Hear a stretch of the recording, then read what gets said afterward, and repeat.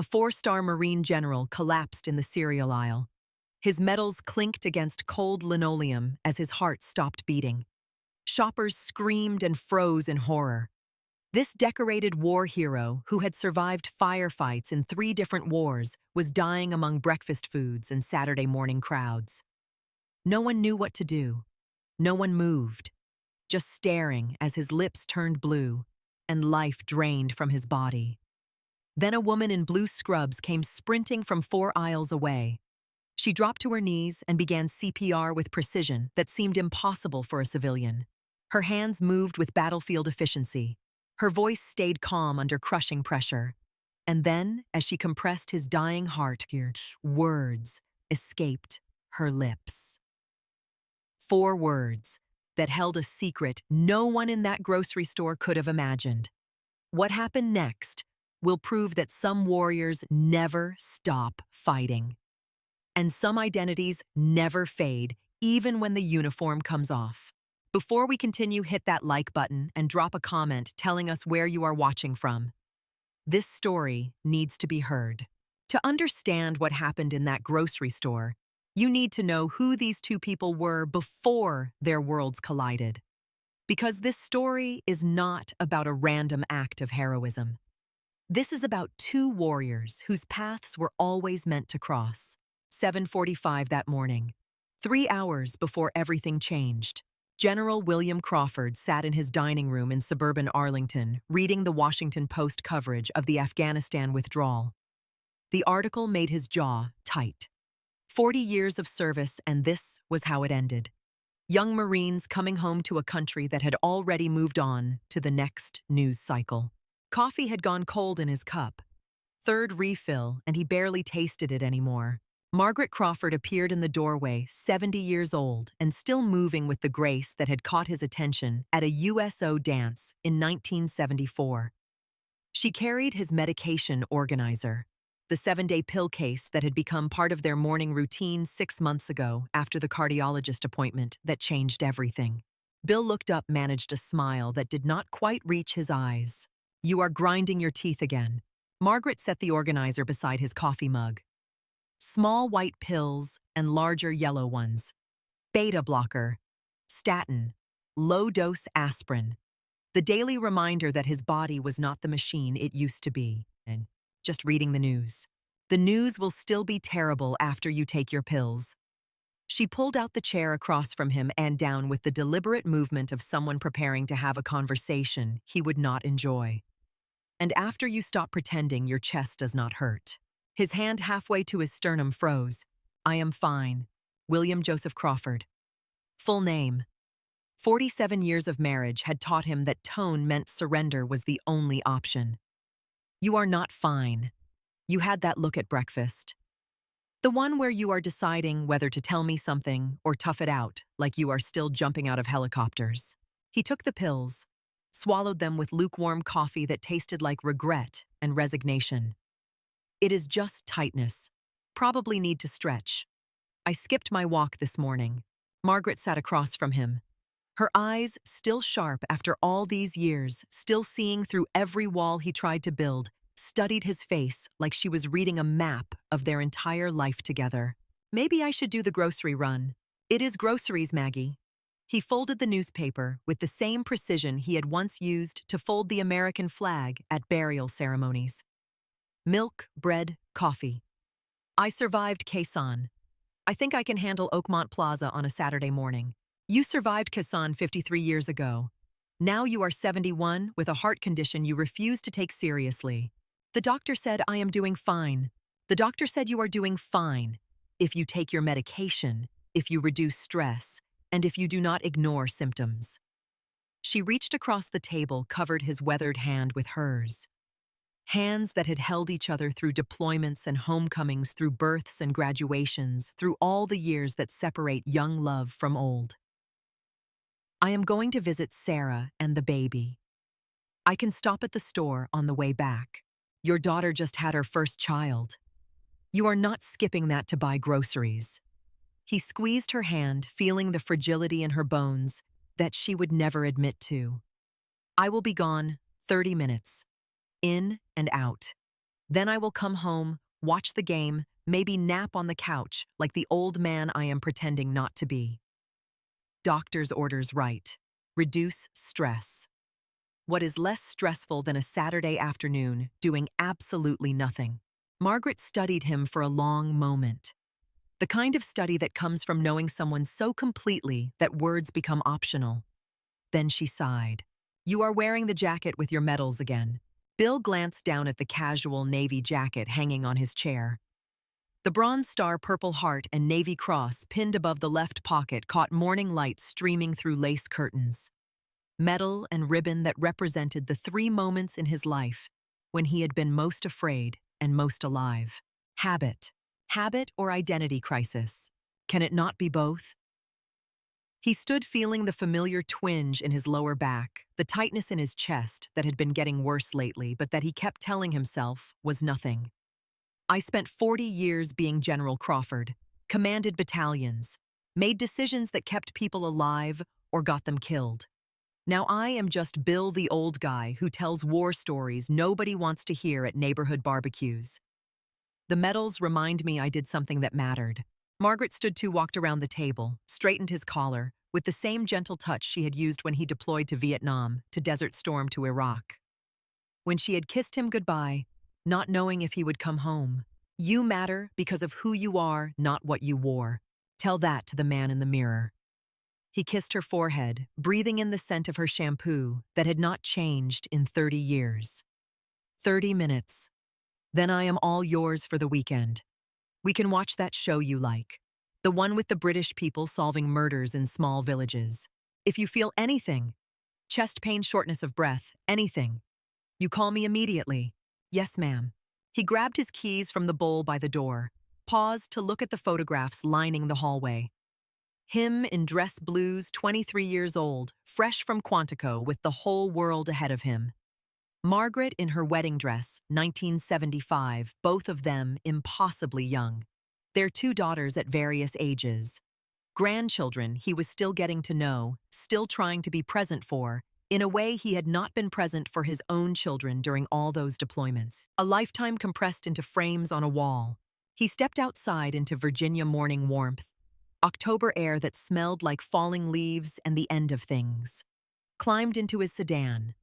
The faded Eagle globe and anchor decal on the rear bumper caught sunlight as he backed out of the driveway. In the window, Margaret watched him go with a feeling she could not name. A tightness in her own chest that had nothing to do with medication or age. Just the 6th sense that comes from loving someone for nearly half a century. She watched until his car disappeared around the corner. Then she went inside to get ready for her own day, trying to shake the feeling that something was wrong. 7 o'clock that same morning, Northern Virginia Medical Center Emergency Department. The overnight shift always ended the same way. Fluorescent lights too bright. Coffee too cold. Rachel Torres charting final patient notes with hands that trembled slightly from 12 hours of controlled chaos. 14 traumas, 2 cardiac arrests, 1 motorcycle accident that had required every bit of her training and every ounce of her composure to keep the 23-year-old kid stable until the surgeon arrived. But it was the last patient who had taken the most out of her. Not physically, emotionally. Mr. Kowalski, 76, Vietnam veteran. Panic attack that had brought him to the ER, convinced he was dying. Rachel had found him in exam room 4, hyperventilating, eyes wide with terror that had nothing to do with his present surroundings and everything to do with a jungle 50 years gone. The ER doctor had ordered Ativan. Standard protocol. Calm the patient, address the symptoms, move to the next case.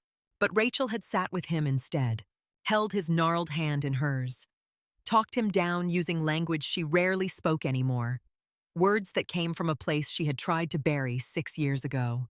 You are not dying, Marine. You are here. You are safe. Breathe with me. In through your nose, out through your mouth. That is it. Stay with me. And he had. Because something in her voice, some quality she could not hide when she spoke to veterans, had cut through his panic like a blade through fog. Now he was sleeping peacefully in the observation unit, and Rachel was finishing documentation on a shift that had started at 7 the previous evening and was finally, mercifully, ending. You look dead on your feet.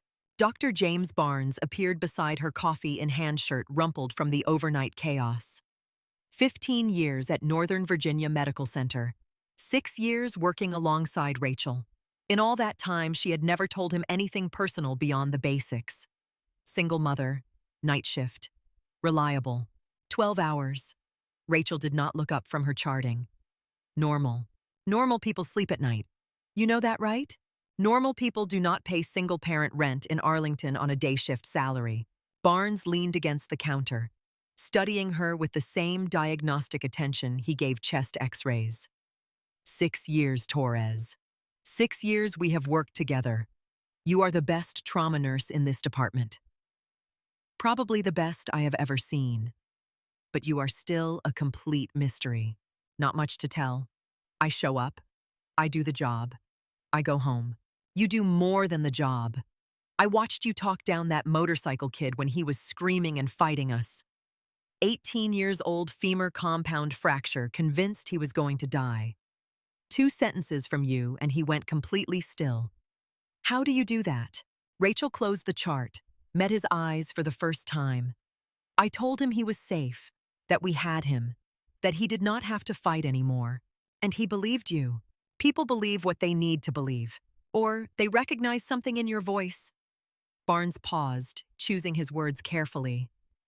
Authority. Experience. Like you have been in situations where calm was the difference between life and death. The air between them shifted. Rachel felt it. The question he had been dancing around for 6 years, finally taking shape. Military. You ask me this every few months, and you deflect every time. Maybe I just do not like talking about the past. Or maybe the past is more interesting than you want people to know. Barnes pushed off the counter. Anyway, go home. Sleep. See you Monday night. He walked away before she could respond. Rachel sat for a moment in the sudden quiet. The ER had finally calmed. Morning shift arriving. Her replacement already getting report. She stood joint stiff from 12 hours on her feet. Made her way to the locker room. Changed out of scrubs, stained with the motorcycle kid's blood. Pulled on jeans and a t-shirt that smelled like laundry detergent, and home. Her navy blue scrub jacket hung in her locker beside her bag. The comfortable one she always wore on the drive back to her apartment. As she grabbed it, an old photograph slipped from her bag. Fluttered to the floor, like a leaf falling from a tree she thought she had cut down years ago. Rachel stared at it. The photo was from 2012. 4 Marines in desert camouflage standing in front of a Humvee, somewhere in Helmand Province. Dust and heat, and the kind of exhaustion that becomes your baseline after months in country. Rachel was second from left, 29 years old. Staff sergeant rank visible on her collar. Thinner, harder, hair pulled back in regulation bun. Face that belonged to someone else entirely. The other 3 Marines were smiling. Rachel was not. She picked up the photograph, fingers tracing faces she had tried so hard to forget. Lieutenant Marcus Webb, killed by sniper fire outside Sangin, 2014. Corporal Jennifer Diaz, IED blast south of Marja, 2013. Died before the medevac arrived. Lance Corporal Tommy Reeves, made it home, survived the war. Put his service weapon in his mouth 2 years later in his parents' basement in Ohio because the war would not let him go. 3 of the 4 people in that photograph were dead. Rachel was the only one left.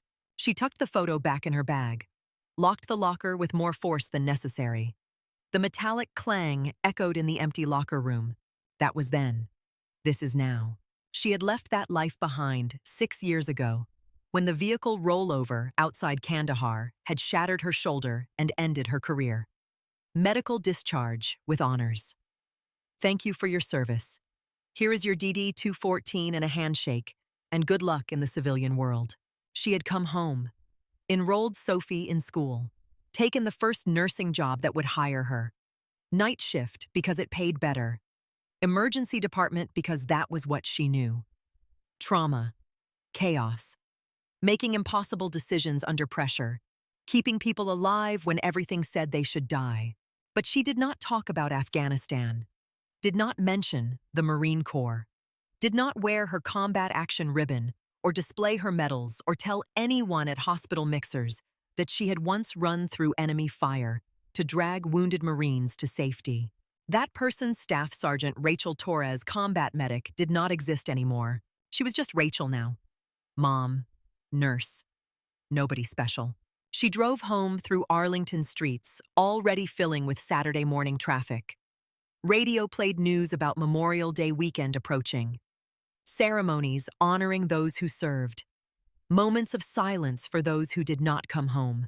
She turned it off. Past Arlington National Cemetery. Rows of white headstones visible through the trees. Thousands of them. Each one a story. Each one a life cut short or lived long, but haunted. She did not look. Some things were better left buried. 7:45. Rachel pulled into her apartment complex in Alexandria. Small two-bedroom that took most of her paycheck. But it was theirs. Hers and Sophie's. A place where the past stayed in the past and the future was just getting through the next shift. Mom, I made breakfast. They are kind of burned. Sophie Torres ambushed her the moment Rachel walked through the door. 9 years of boundless energy wrapped in a fierce hug that nearly knocked Rachel over. The best part of every homecoming. Kind of burned? Rachel laughed, the sound surprising her. In the hospital, she was controlled, calm. Here with Sophie, she could breathe. How burned are we talking? Like medium burned, not black, just really, really crispy. The kitchen table held the evidence. Scrambled eggs that were indeed very crispy. Toast that might have once been bread. Orange juice in her favorite Star Wars cup. It is perfect. Rachel sat down and took a bite of eggs that tasted like love and determination. Best breakfast I have had all week. Sophie beamed, climbed into the chair across from her with the unselfconscious joy of a child who still believed her mother could do anything. How was work? Long. Helped a lot of people. Did you save anyone's life? Rachel paused, fork halfway to her mouth. Maybe. We do not always know. I think you save people every day. Sophie pulled out a piece of paper. Look, art class. We had to draw our hero. The drawing showed a stick figure in blue scrubs with a stethoscope around her neck. Patients in beds around her. Written in crayon at the top, in Sophie's careful handwriting. My mom, the hero nurse. Rachel's eyes burned. Baby, I am just a nurse. You save people. That is a hero. Rachel reached across the table, took her daughter's small hand in hers. You are my hero. You know that. Moms can't have kids as heroes. That is backwards. Says who? Says logic. Well, Rachel squeezed her hand. Logic is overrated. They sat like that for a moment. Mother and daughter. The most important thing in Rachel's world. The reason she worked night shifts and lived in a too-small apartment and pushed down memories that threatened to surface every time she closed her eyes. Thank you for breakfast. Now I need to sleep a few hours. Then we can do something fun this afternoon. Maybe the park? Can we go to the store first? We are out of milk, and I need stuff for my science project. It is due Monday, and I need to make a model of a plant cell, and Mrs. Patterson said we could use Jell-O and fruit, but I need the supplies. Rachel checked her phone. 8:15. If she went to the store now, she would be back by 9:30. Could sleep until 2. Still have the afternoon with Sophie. Quick trip. She stood every muscle protesting 12 hours on her feet. Let me just change my shirt. Can I come? Next time, baby. Quick trip. You stay with Mrs. Chen, okay? She walked Sophie next door to their neighbor's apartment. Kissed her forehead. Promised to be back in an hour. Then she pulled on her navy blue scrub jacket. Comfortable. Familiar. A piece of her work life that felt safer than civilian clothes somehow. Grabbed her purse. Car keys. Shopping list forming in her mind. Milk, bread, pasta. Something for Sophie's science project. In and out. Then sleep. She had no idea that in 45 minutes, her carefully constructed ordinary life would detonate like an IED on a road she thought was clear. 10:15, Oakmont Plaza parking lot. Bill Crawford pulled into a space near the front entrance, shifted into park, sat for a moment in the quiet of his sedan. In the rearview mirror, an old man looked back at him. When had that happened? The gray hair, the lines around his eyes, the slight sag in his jaw. 71 years old. He still felt 23 in his head, still felt like the young lieutenant who had landed in Vietnam, thinking he was invincible. The chest tightness was back, worse now. Pressure building behind his sternum like someone pressing down with their palm. He rubbed his chest, told himself it was nothing, just need to stretch, just need to move around. The Eagle Globe and Anchor decal on his bumper caught his eye in the side mirror. Margaret had suggested removing it more than once. "You are retired, Bill. You do not have to advertise." But he did. Because without that decal, without the medals on his jacket, without some visible marker of who he had been, he was just another old man buying groceries. Just another forgotten veteran in a country that thanked you for your service and then moved on. And that terrified him more than enemy fire ever had. He grabbed Margaret's shopping list, her neat handwriting, milk, bread, coffee, pasta sauce, cornflakes, climbed out of the car. The automatic doors whooshed open. Blast of air conditioning that made him pause for just a moment. Just groceries. In and out. Then home. 10:18, same parking lot. Rachel pulled into a space 3 rows behind Bill's sedan. Engine ticking as it cooled. She was exhausted. Bone-deep 12-hour shift exhausted. But Sophie needed milk, and the science project was due Monday, and this was what mothers did. They pushed through exhaustion because their children needed them. She grabbed her purse, locked the car, walked toward the entrance. Navy blue scrub jacket, comfortable against her shoulders. Shopping list mental. Milk, bread, pasta, something for Sophie's plant cell project. Maybe Jell-O, like Mrs. Patterson suggested. The automatic doors opened. Cool air washed over her. Oakmont Plaza on a Saturday morning, crowded, noisy, ordinary. She grabbed a cart. Headed toward produce. 10:20, inside Oakmont Plaza. They were in the same store now. Bill Crawford in the coffee aisle, comparing brands with the same deliberation he had once used to plan combat operations. Dark roast or medium, Margaret liked medium. He preferred dark. Compromise. Medium dark. Rachel Torres in produce, selecting tomatoes with care. Sophie loved spaghetti. Homemade sauce was cheaper than jarred. She could make a big batch. Freeze portions for the week ahead. They passed each other in aisle 3. Pasta and rice. 2 strangers. No eye contact. No recognition. Bill moving toward dairy. Rachel moving toward frozen foods. Ships passing in an ocean of Saturday shoppers. The store music played something generic and forgettable. An announcement crackled over the PA system. Special on cereals, aisle 7. 2 for 1. Stock up now.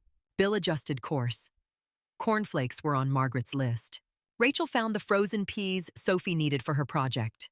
Dropped them in her cart alongside pasta and tomatoes. The clock on the wall read 10:23. In the cereal aisle, Bill reached for a box of cornflakes. His hand trembled. The pressure in his chest was worse now, radiating down his left arm, making it hard to catch his breath. He told himself it was nothing, just needed to get home, just needed to rest. 4 aisles away, Rachel compared pasta prices, unaware that in approximately 60 seconds, every skill she had learned in a classroom at Camp Lejeune and perfected under mortar fire in Helmand Province was about to activate like muscle memory she could not suppress even if she tried. Neither of them knew what was coming. Neither could see the invisible thread pulling tighter with each passing second. Neither understood that fate had spent years weaving this moment, preparing these 2 people, bringing them to this exact place at this exact time. 60 seconds left before everything changed. 58 seconds. That is all the time Bill Crawford had left before his heart would stop beating. He did not know this as he stood in aisle 7, reaching for the box of cornflakes. Did not know that the tightness in his chest was not just age or stress or the need to stretch. did not know that a 95% blockage in his left anterior descending artery had finally completed its work. The widowmaker cardiologists call it. The kind of heart attack that kills quickly and without mercy. 45 seconds. Bill's fingers closed around the cornflake box. His left arm felt heavy. Strange. Like someone had strapped a weight to it while he was not paying attention. The pressure in his chest intensified. Not gradual anymore. Sudden. Explosive. Pain detonated through him like shrapnel tearing through muscle and bone. Not like the bullet that grazed his shoulder in Quezon. Not like the grenade blast that left ringing in his ears for 3 months in Fallujah. This was different. This was his own body declaring mutiny, his own heart turning traitor. 30 seconds. The cornflake box slipped from his grip, hit the floor with a hollow cardboard thud that seemed impossibly loud in his ears. His right hand shot to his chest, gripped the fabric of his jacket, metals pressing into his palm. Bronze star, purple heart, navy cross, metal and ribbon that had meant everything. That meant nothing now. He could not breathe. His lungs pulled, but nothing came in. Just a wet, desperate gasp that sounded like drowning. 20 seconds. The fluorescent lights above became halos. Then smears. Then darkness creeping in from the edges of his vision like enemy forces surrounding his position. His knees buckled. The shopping cart was there. He reached for it. Instinct. Desperation. Something to hold on to. But his hand missed and his shoulder struck the metal frame and sent it careening sideways into a display pyramid of jarred spaghetti sauce. Glass shattered. The sound crystalline and final. Red sauce splattered across white linoleum, spreading like blood from an arterial wound, like the blood he had seen too many times in too many places. Vietnam jungle floor, Kuwaiti desert sand, Iraqi city streets. 10 seconds. Bill went down hard. His shoulder hit first, then his hip, then his cheek pressed against cold floor that smelled of industrial cleaner and 1,000 footsteps and the death that was coming for him now after all these years of outrunning it. The metals on his jacket clinked against tile. That small metallic sound, barely audible over the sudden chaos erupting around him, but somehow louder than everything else. Bronze and silver striking linoleum. A warrior brought low in aisle 7 between breakfast cereals and canned vegetables. 5 seconds. His heart hammered erratically. Ventricular fibrillation. The electrical system misfiring. Chambers quivering instead of pumping. Blood not moving. Brain not getting oxygen. Then his heart stuttered. Paused. Stopped. 0. Bill Crawford was clinically dead. His vision collapsed to a pinpoint. Then nothing. Just darkness and the strange floating sensation of consciousness separating from body. In his mind, he was not in a supermarket anymore. He was 24 in the jungle. Lieutenant Crawford watching Sergeant Michael's chest torn open by AK-47 fire. Watching the medic work frantically. Watching the light go out of Michael's eyes while Bill held his hand and lied and said, "You are going to be fine. You are going to make it stay with me." He was 37 in the Kuwaiti desert. Captain Crawford kneeling beside Corporal Hayes, whose legs had been shredded by artillery, holding pressure on the femoral artery, talking to him, keeping him conscious. "Stay with me, Marine. Medevac is coming. You are going home. Stay with me." He was 56 at Arlington National Cemetery. General Crawford standing at attention, saluting as they lowered another flag-draped casket into the ground. Another young Marine who had trusted him to bring them home. Another family destroyed. Another name added to the list of those he could not save. All those faces compressed into a single, eternal moment. All those decisions. All those lives in his hands. He had survived so much, led so many. And now he was dying on a grocery store floor surrounded by strangers who did not know him, did not know what he had done or who he had been. Just an old man collapsed between cereal boxes, alone. A woman screamed, the sound distant, underwater, not real anymore. Then another scream, closer, more urgent. Footsteps, running, stopping short. Voices talking, but the words did not make sense. Just noise, just chaos. Someone call 911. Oh my God, is he breathing? Does anyone know CPR? Somebody help him. The crowd formed around Bill's body like a circle of witnesses to an execution. 15 people, then 20, then more, backing away, creating space, staring, nobody moving, nobody acting, just watching. A young mother pulled her toddler close, turned the child's face away from the dying man on the floor, her own face pale with horror. She wanted to help, should help, but her hands would not move. Her feet would not step forward, just frozen. A teenage stock boy stood 3 feet away, phone in his trembling hand. Someone had shouted, "Call 911," but he could not think, could not process. Just stared at the old man whose lips were turning blue. A middle-aged man knelt beside Bill. Veteran himself. Recognized the medals on Bill's jacket even before he saw the face. Reached for Bill's wrist. Checked for pulse. Nothing. No pulse, no breathing, no response. He looked up at the crowd, panic in his eyes. Somebody help. He is not breathing. We need help now. But nobody stepped forward. Bystander effect in real time. Everyone assuming someone else would act. Everyone frozen by shock and uncertainty and fear of doing the wrong thing. Bill's chest was still, his face turning from pale to ashen to something worse, a grayish hue that meant his brain was being starved of oxygen. That brain damage was occurring, that if someone did not do something in the next 60 seconds, he would be beyond saving. The veteran tried to remember CPR, civilian course he had taken years ago. Hands on chest, push hard, push fast. But his own hands were shaking, his own breath coming too quick. And Bill was so still, so obviously dying or already dead. What if he made it worse? What if he did it wrong? What if? The seconds ticked by. Bill's consciousness flickered, the darkness winning, the light fading. This was it. This was how it ended. Not with honor, not surrounded by family, alone among strangers between breakfast foods and canned soup. His purple heart pressed against dirty tile, and that is when she appeared. Rachel Torres was 4 aisles away in frozen foods, comparing prices on bags of peas for Sophie's science project.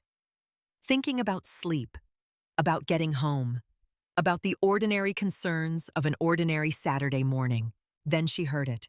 The crash of glass, the screams, the sudden spike of chaos that cuts through ambient noise like a knife.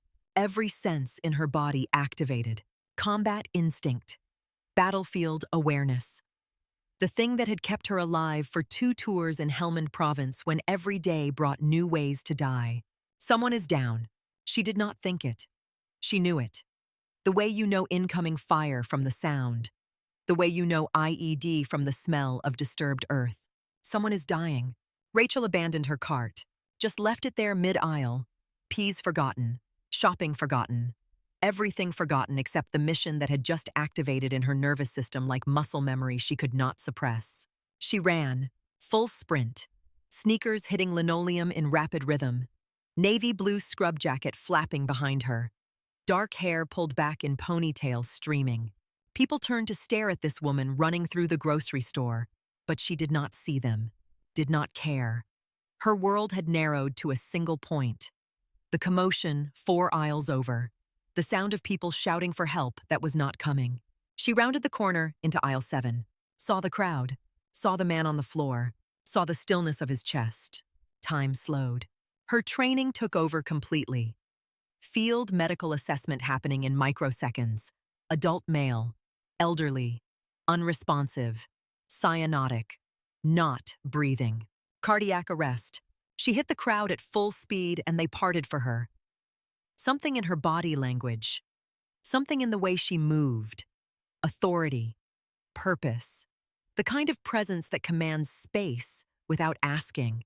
She dropped to her knees beside Bill Crawford. No hesitation, no permission sought, no questions asked. Her fingers went immediately to his neck. Carotid pulse, the way they had taught her at Camp Lejeune, the way she had done 100 times in Afghanistan. Nothing. no pulse. Her eyes scanned his face, his chest, his color, pale, unresponsive, breathing shallow and irregular. Agonal respirations. The last gasps before complete respiratory arrest. She had seen this before, too many times, in Humvees and field hospitals and dusty roads where young Marines died because medevac took too long, or the wounds were too catastrophic, or God just decided it was their time. But not today. Not here. Not on her watch. Call 911. Her voice cut through the chaos with absolute authority. Command voice. The voice that had ordered Marines under fire. The voice that did not allow for argument or hesitation. The teenage stockboy fumbled for his phone. Now. Rachel did not look at him. Her hands were already moving, tilting Bill's head back, opening his airway, checking his mouth for obstructions. Clear. Her hand moved to his chest. Found the xiphoid process, the bottom of the sternum, measured 2 finger widths above it. Placed the heel of her palm in the center of his chest. Laced her other hand on top. Locked her elbows. She had done this so many times the movements required no thought. Camp Lejeune training course. Advanced Combat Lifesaver certification. Field practice on training dummies. Real practice on real Marines whose hearts had stopped from shock or blood loss or trauma. CPR was muscle memory now, written into her nervous system, part of who she was. She began compressions. Hard, fast, exactly 100 beats per minute. Her body weight drove down through her shoulders with each push, compressing his chest 2 full inches, feeling his ribs flex beneath her palms, hearing the slight crack that meant cartilage separating. Normal, expected. Better broken ribs than a dead patient. 1, 2, 3, 4. She counted in her head, keeping rhythm, keeping pace. 10, 15, 20. Her arms were already burning. CPR is exhausting, takes every bit of strength and endurance, but her technique never wavered. 25, 26, 27, 28, 29, 30. She stopped compressions, tilted his head back, pinched his nose, sealed her mouth over his. 2 rescue breaths, watching his chest rise with each one. Airway patent. Lungs accepting air. Back to compressions immediately. 1, 2, 3. The crowd had gone silent. Watching this woman in blue scrubs fighting for a stranger's life with a level of skill that seemed impossible for a civilian. The veteran who had checked for pulse knelt beside her. What can I do? Rachel did not stop compressions. Time me. Tell me when 2 minutes are up. And talk to him. Keep talking to him. The veteran leaned close to Bill's face. You are going to be okay, brother. She has got you. You are going to make it. Stay with me. Rachel registered the words peripherally. Stay with me. The language of warriors. But she could not think about that now. Could not think about anything except the rhythm. At 10, 15, 20. Sweat beaded on her forehead. A strand of dark hair fell across her face. She ignored it. Her world had compressed to this. This chest. This rhythm. This fight. 25, 29, 30. 2 breaths. Back to compressions. She barely registered the crowd around them. Shoppers backing away to give her room, creating a silent circle of witnesses. Someone whispering a prayer. Someone else filming on their phone. Rachel noticed none of it. 1 minute of compressions. Her shoulders screamed, her arms trembled, but her pace never slowed, never wavered. Because this is what Marines do. They fight when everyone else has given up. They refuse to surrender. They do not stop until there is nothing left to fight for. Bill's medals pressed into the tile beneath him, clinking softly with each compression.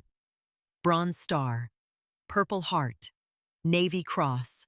A lifetime of service reduced to medal and ribbon while a stranger fought to keep his heart beating. 1 minute, 30 seconds. Rachel's breath came hard now.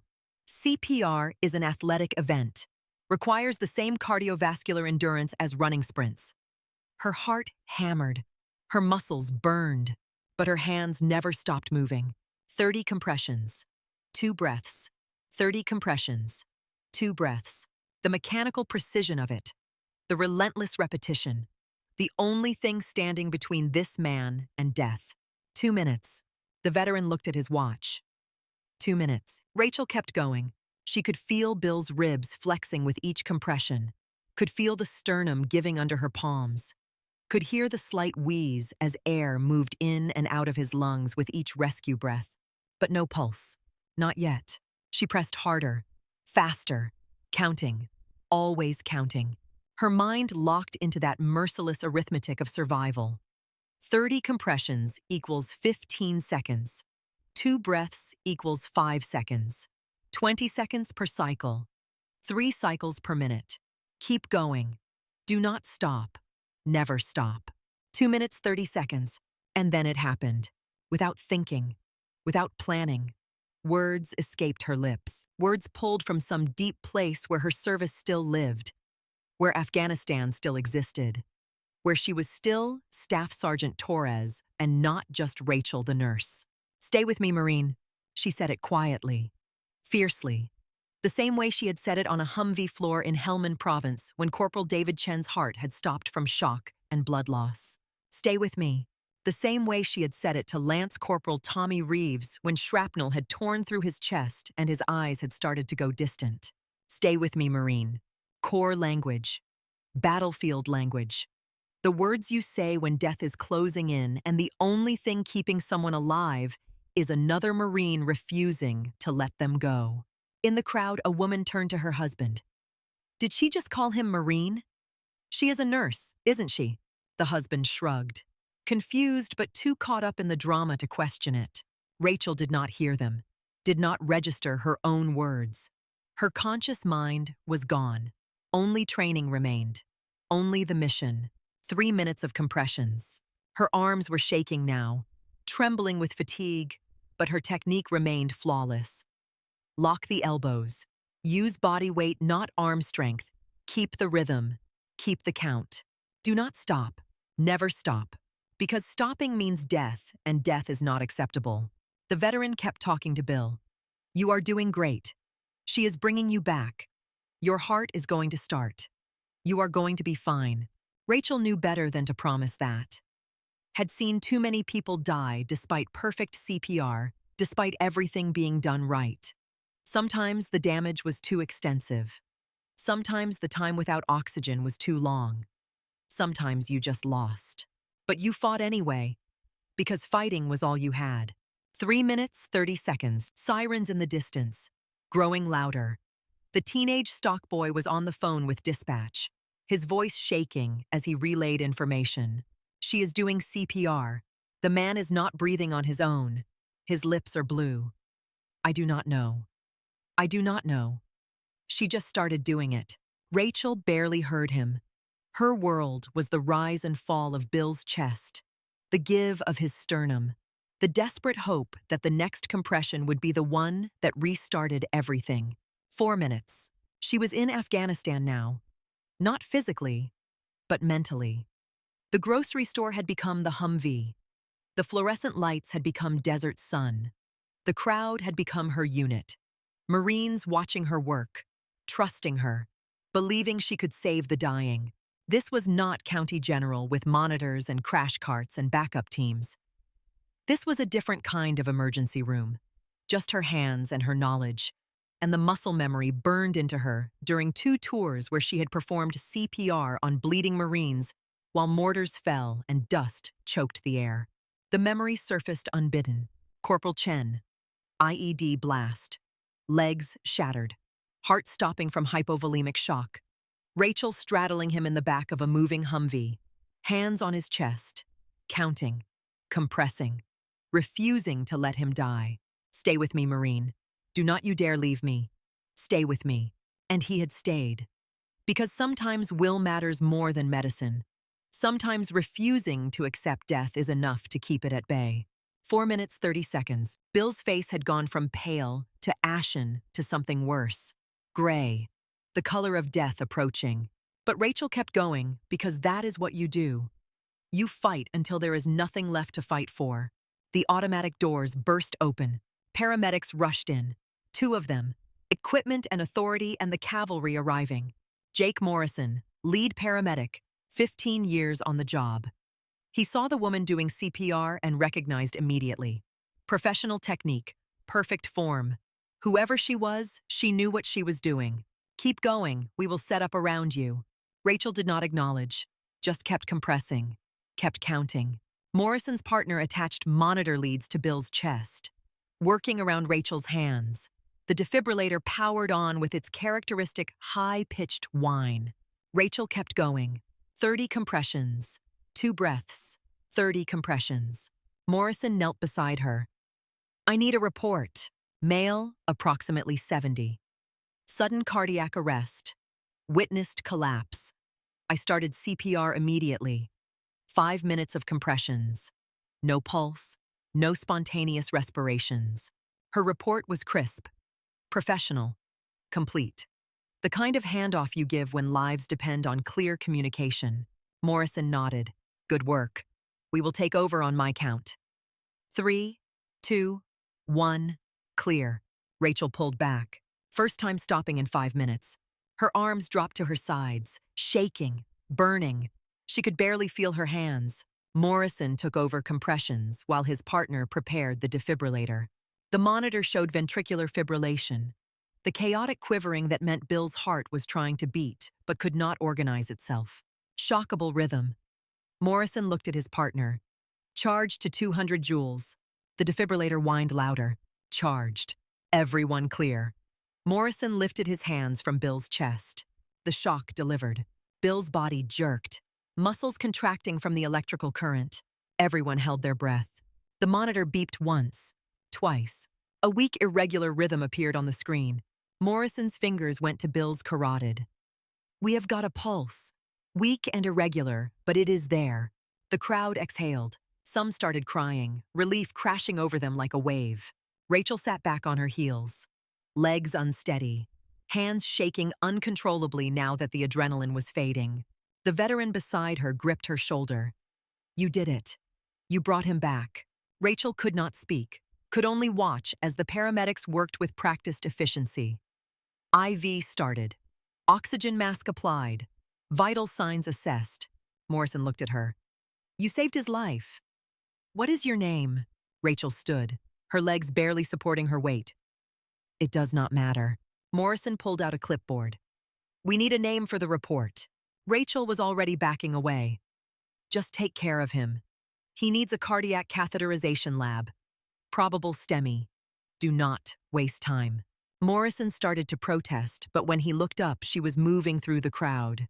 Wait, we need... But Rachel did not stop. She pushed through the circle of onlookers, past the shocked shoppers, past the shattered jars of sauce, past her abandoned shopping cart with its frozen peas and pasta. She walked quickly toward the exit, not running. That would draw attention, but moving with purpose, with the need to escape before anyone could ask more questions.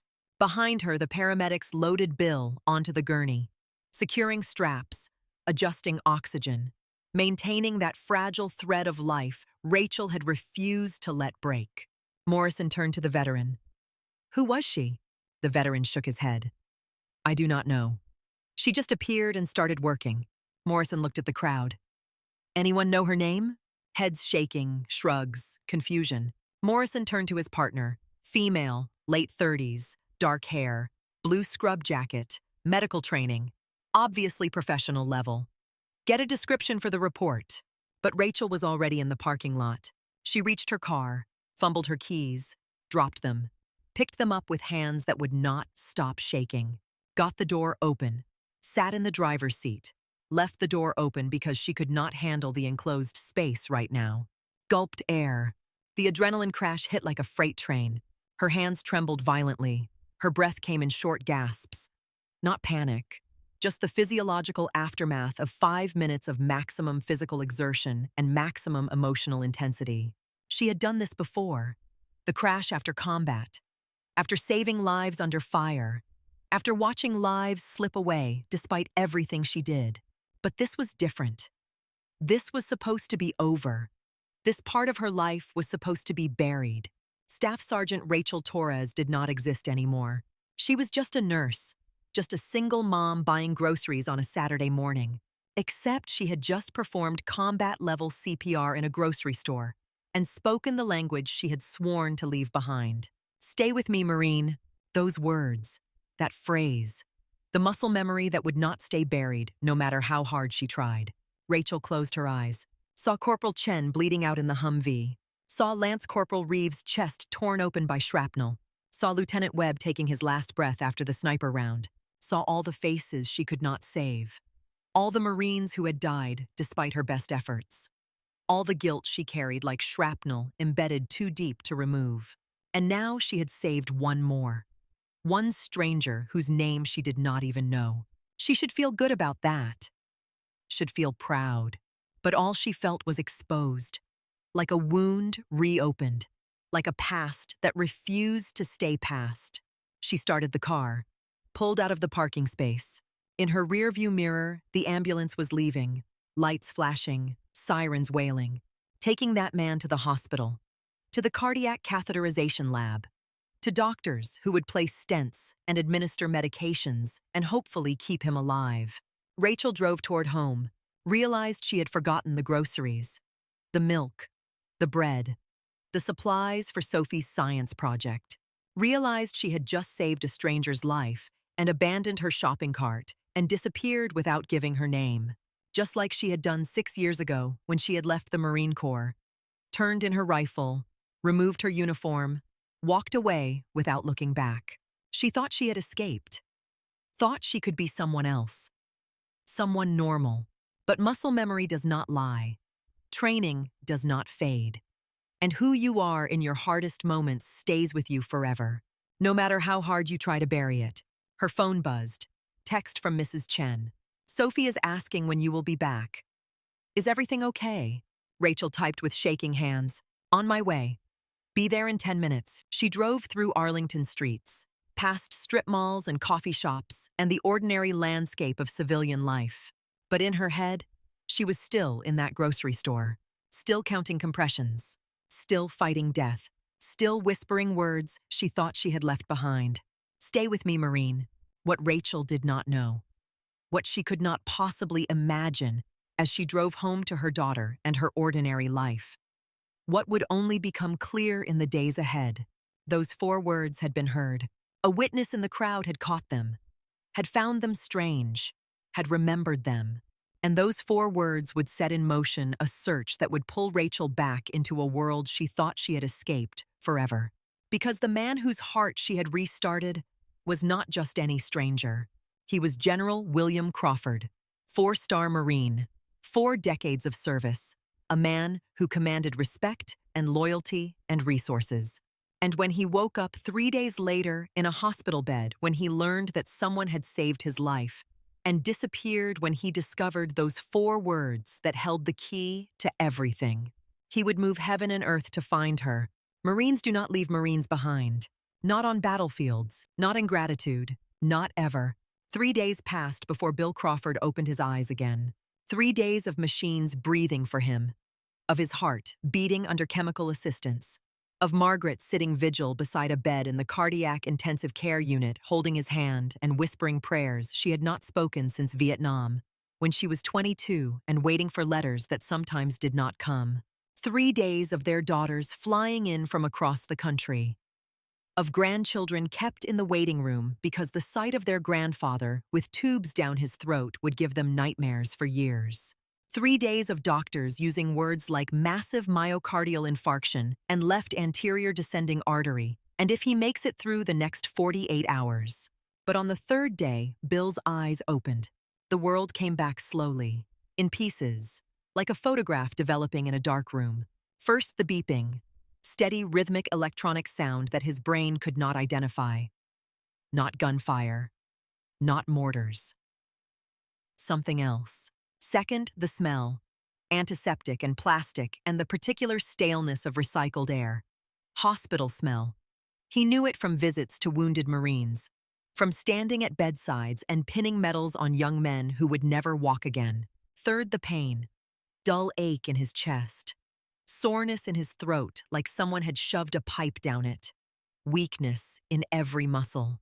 forth Margaret's face. She was sitting in a chair pulled close to his bed. Her head rested on her arms on the mattress beside him. Asleep, gray hair falling across her face. Lines of exhaustion etched deeper than they should be. Bill tried to speak. His throat would not work. Just a dry rasp that made Margaret's eyes snap open. She saw him looking at her, and her face transformed. Relief and joy and fear all compressed into a single expression. "You are awake."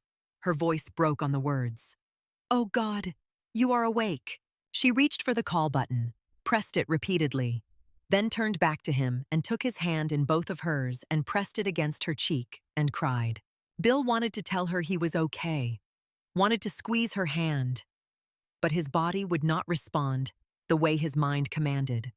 Just lay there, weak and confused, while Margaret cried and nurses rushed in and machines beeped faster. "Where?" He managed the single word. Throat raw. Voice he did not recognize. Northern Virginia Medical Center. Margaret wiped her eyes with the back of her hand. "You had a heart attack. At the store. You collapsed. Memory came in fragments. Cereal aisle. Pain in chest. Falling. Glass breaking. Then nothing. Just darkness. How long? 3 days. You have been unconscious for 3 days." She squeezed his hand harder. The doctors said. They said if CPR had not started immediately. She could not finish the sentence. Did not need to. Bill understood what she was not saying. If CPR had not started immediately, he would be dead. A doctor entered. Dr. Anjali Patel, mid-50s, Indian American, wearing the calm professional expression that doctors learn to maintain even when delivering terrible news. General Crawford. She moved to the bedside, checked monitors with practiced efficiency. "Welcome back. You gave us quite a scare. What happened?" Dr. Patel pulled up a stool, sat down at eye level with him. "You suffered a massive myocardial infarction. Heart attack. The left anterior descending artery was 95% occluded. Completely blocked blood flow to a significant portion of your heart muscle." Bill processed this information the way he had once processed tactical briefings. Assessing, analyzing, understanding the severity. Prognosis. You are alive. That is the good news. Dr. Patel's expression softened slightly. "We placed 2 stents. Restored blood flow. The damage to your heart muscle was significant, but you are stable now. With medication and cardiac rehabilitation, you can recover. But you were clinically dead for approximately 4 minutes. No pulse, no respirations. If someone had not performed CPR immediately and correctly, you would not have survived." Bill looked at Margaret. "Who? That is what we have been trying to figure out." Margaret's voice carried frustration. "The paramedics said a bystander performed CPR. A woman. But she did not stay. No one got her name. A woman." Bill's mind tried to sort through the fragments of memory. The falling, the darkness. Had there been hands on his chest? Had there been a voice? He could not remember. Dr. Patel stood. "I will let you rest. Your family can visit briefly, but you need to conserve your strength. Recovery from this type of cardiac event takes time." She left. Margaret pulled her chair closer. Their daughters appeared in the doorway. Jennifer and Sarah, both with red eyes from days of crying and waiting and not knowing. Bill looked at his wife, at his daughters, at the life he had almost lost in a grocery store buying cornflakes. "I need to find her." Margaret blinked. "What?" "The woman. Who did CPR. I need to thank her." "Bill, you just woke up. You need to rest." His hand tightened on hers. Stronger now, the fog clearing. "I need to find her, Maggie. I owe her my life." "We tried." Jennifer stepped into the room. "We called the store. We talked to the manager. They have security footage, but the quality is terrible.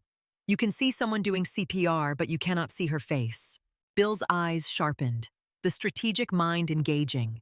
The general who had spent decades solving impossible problems activating, despite the weakness in his body. "Get Marcus. Marcus Webb, your old aide." Bill nodded. "Tell him I need to see him. Today." Bill, you need to rest. I will rest after I find her.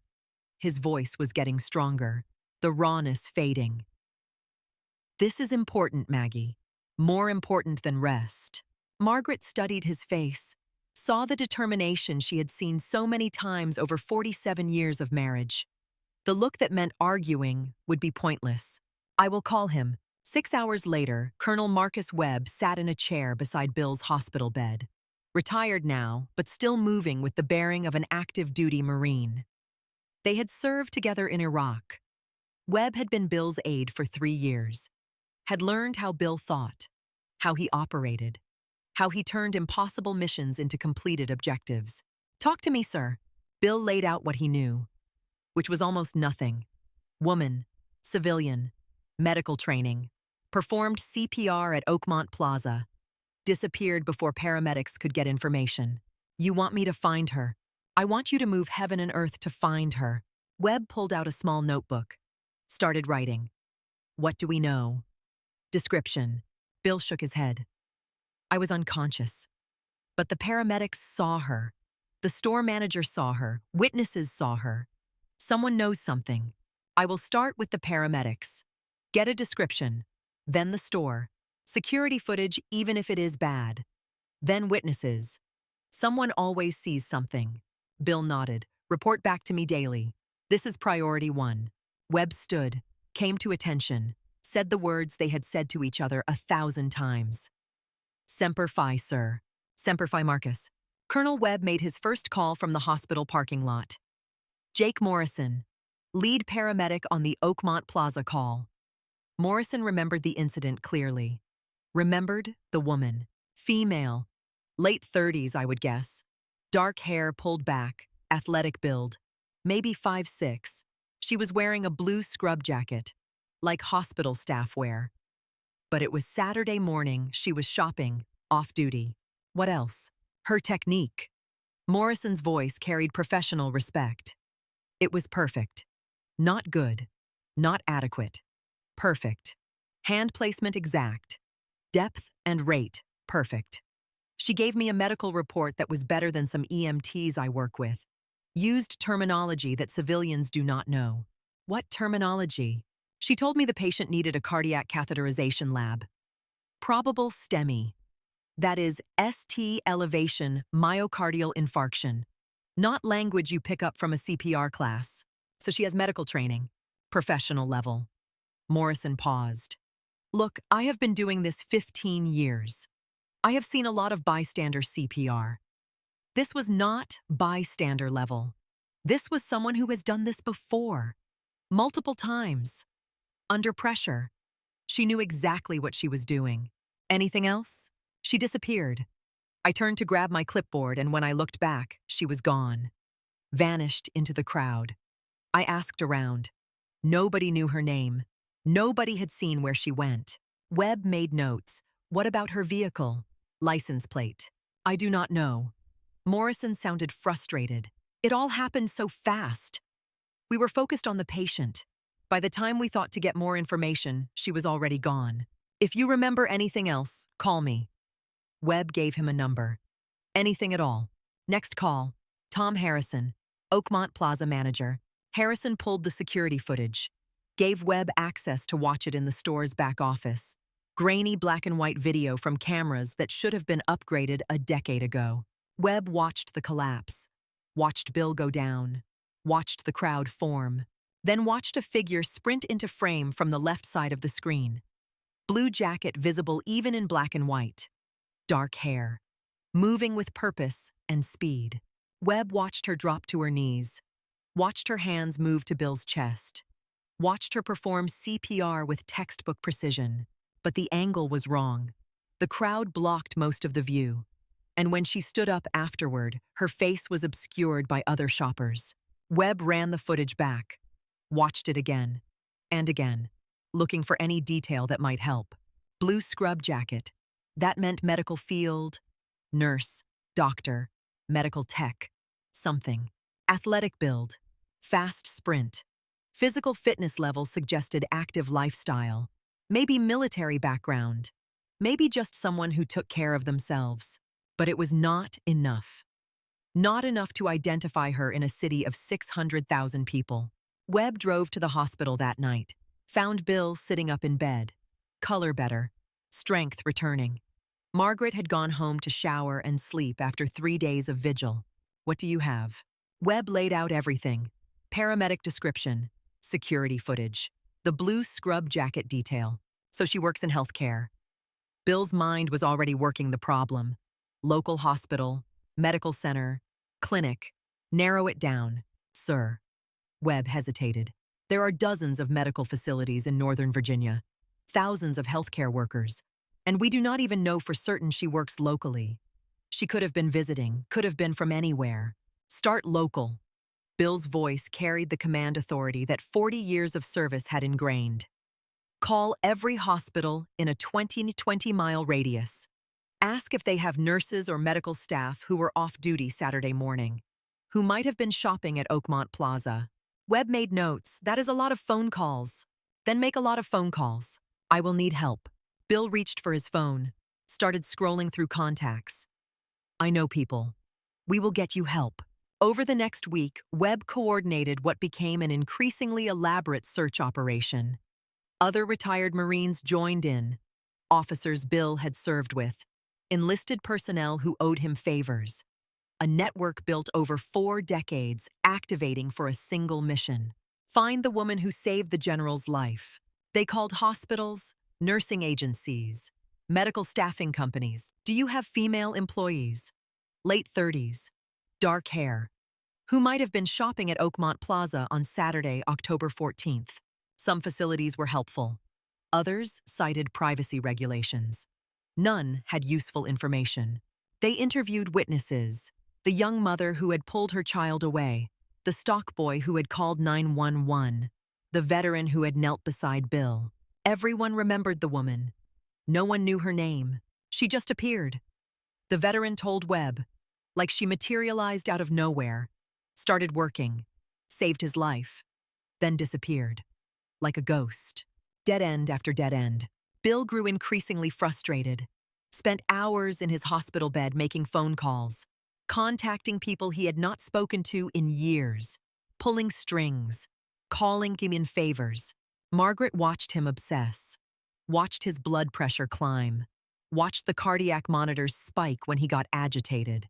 Bill, you need to let this go. You are going to make yourself sick. I cannot let it go.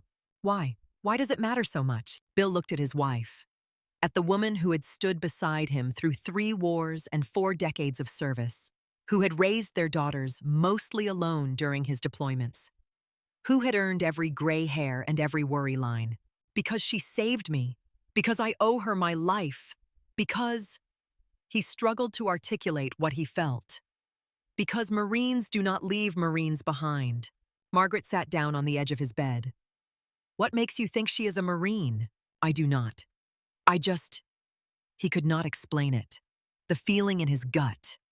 The sense that this woman was more than just a skilled civilian. That there was something else. Something he was missing. 2 weeks after the heart attack, Bill was transferred to a cardiac rehabilitation facility. Physical therapy, supervised exercise, medication management. The slow, frustrating process of teaching his damaged heart to work again. He continued the search from his new room, made calls between physical therapy sessions, coordinated with Webb and the growing team of volunteers helping with the investigation. 47 phone calls over 3 weeks. That was what it took. 47 conversations with hospital administrators and VA officials and veteran service organizations and military personnel offices.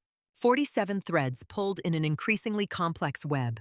And then, on a Tuesday afternoon, 3 weeks after his heart had stopped in a grocery store, the breakthrough came from the most unlikely source. Bill's phone rang. Northern Virginia Medical Center. Volunteer coordinator. General Crawford, this is Linda Martinez. I coordinate volunteers here at the hospital. Yes, how can I help you? A woman called. She was at Oakmont Plaza. She was there when you collapsed. She heard something and it has been bothering her. She finally worked up the courage to call. Bill sat up straighter, ignoring the pull of still healing incisions. What did she hear? She would rather tell you in person. Can she come see you this afternoon? 2 hours later, Patricia Hughes sat in a chair in Bill's room, nervous, clutching her purse, feeling slightly ridiculous for making such a big deal out of something that was probably nothing. Bill leaned forward. Mrs. Hughes, thank you for coming, please. Tell me what you heard. Patricia took a breath. I was there, at the store. I saw you collapse. I saw the woman doing CPR. I was standing close, maybe 10 feet away. And she said something while she was doing CPR. I heard her say it. It seemed odd at the time, but with everything happening so fast, I did not think much of it. But it has been bothering me. So I called. What did she say? Patricia met his eyes. She said, "Stay with me, Maureen." The words hit Bill like a physical force. Silence filled the room. His hands gripped the armrests of his chair. Say that again. She said, "Stay with me, Maureen." Patricia spoke slowly, clearly. I remember because I thought it was strange. She was wearing scrubs, like a nurse. But she called you Maureen, like she knew you, or like she was one herself. Bill could not breathe, not from his damaged heart, from recognition, from understanding. Stay with me, Maureen. That was not civilian language. That was not something you picked up from television or medical school. That was core language. That was what Marines said to each other in firefights, in casualty collection points. When everything was going to hell and the only thing keeping someone alive was another Marine refusing to let them go. She served. Bill's voice was barely a whisper. Excuse me, the woman who saved me. She is Marine Corps. Patricia looked uncertain. I do not know.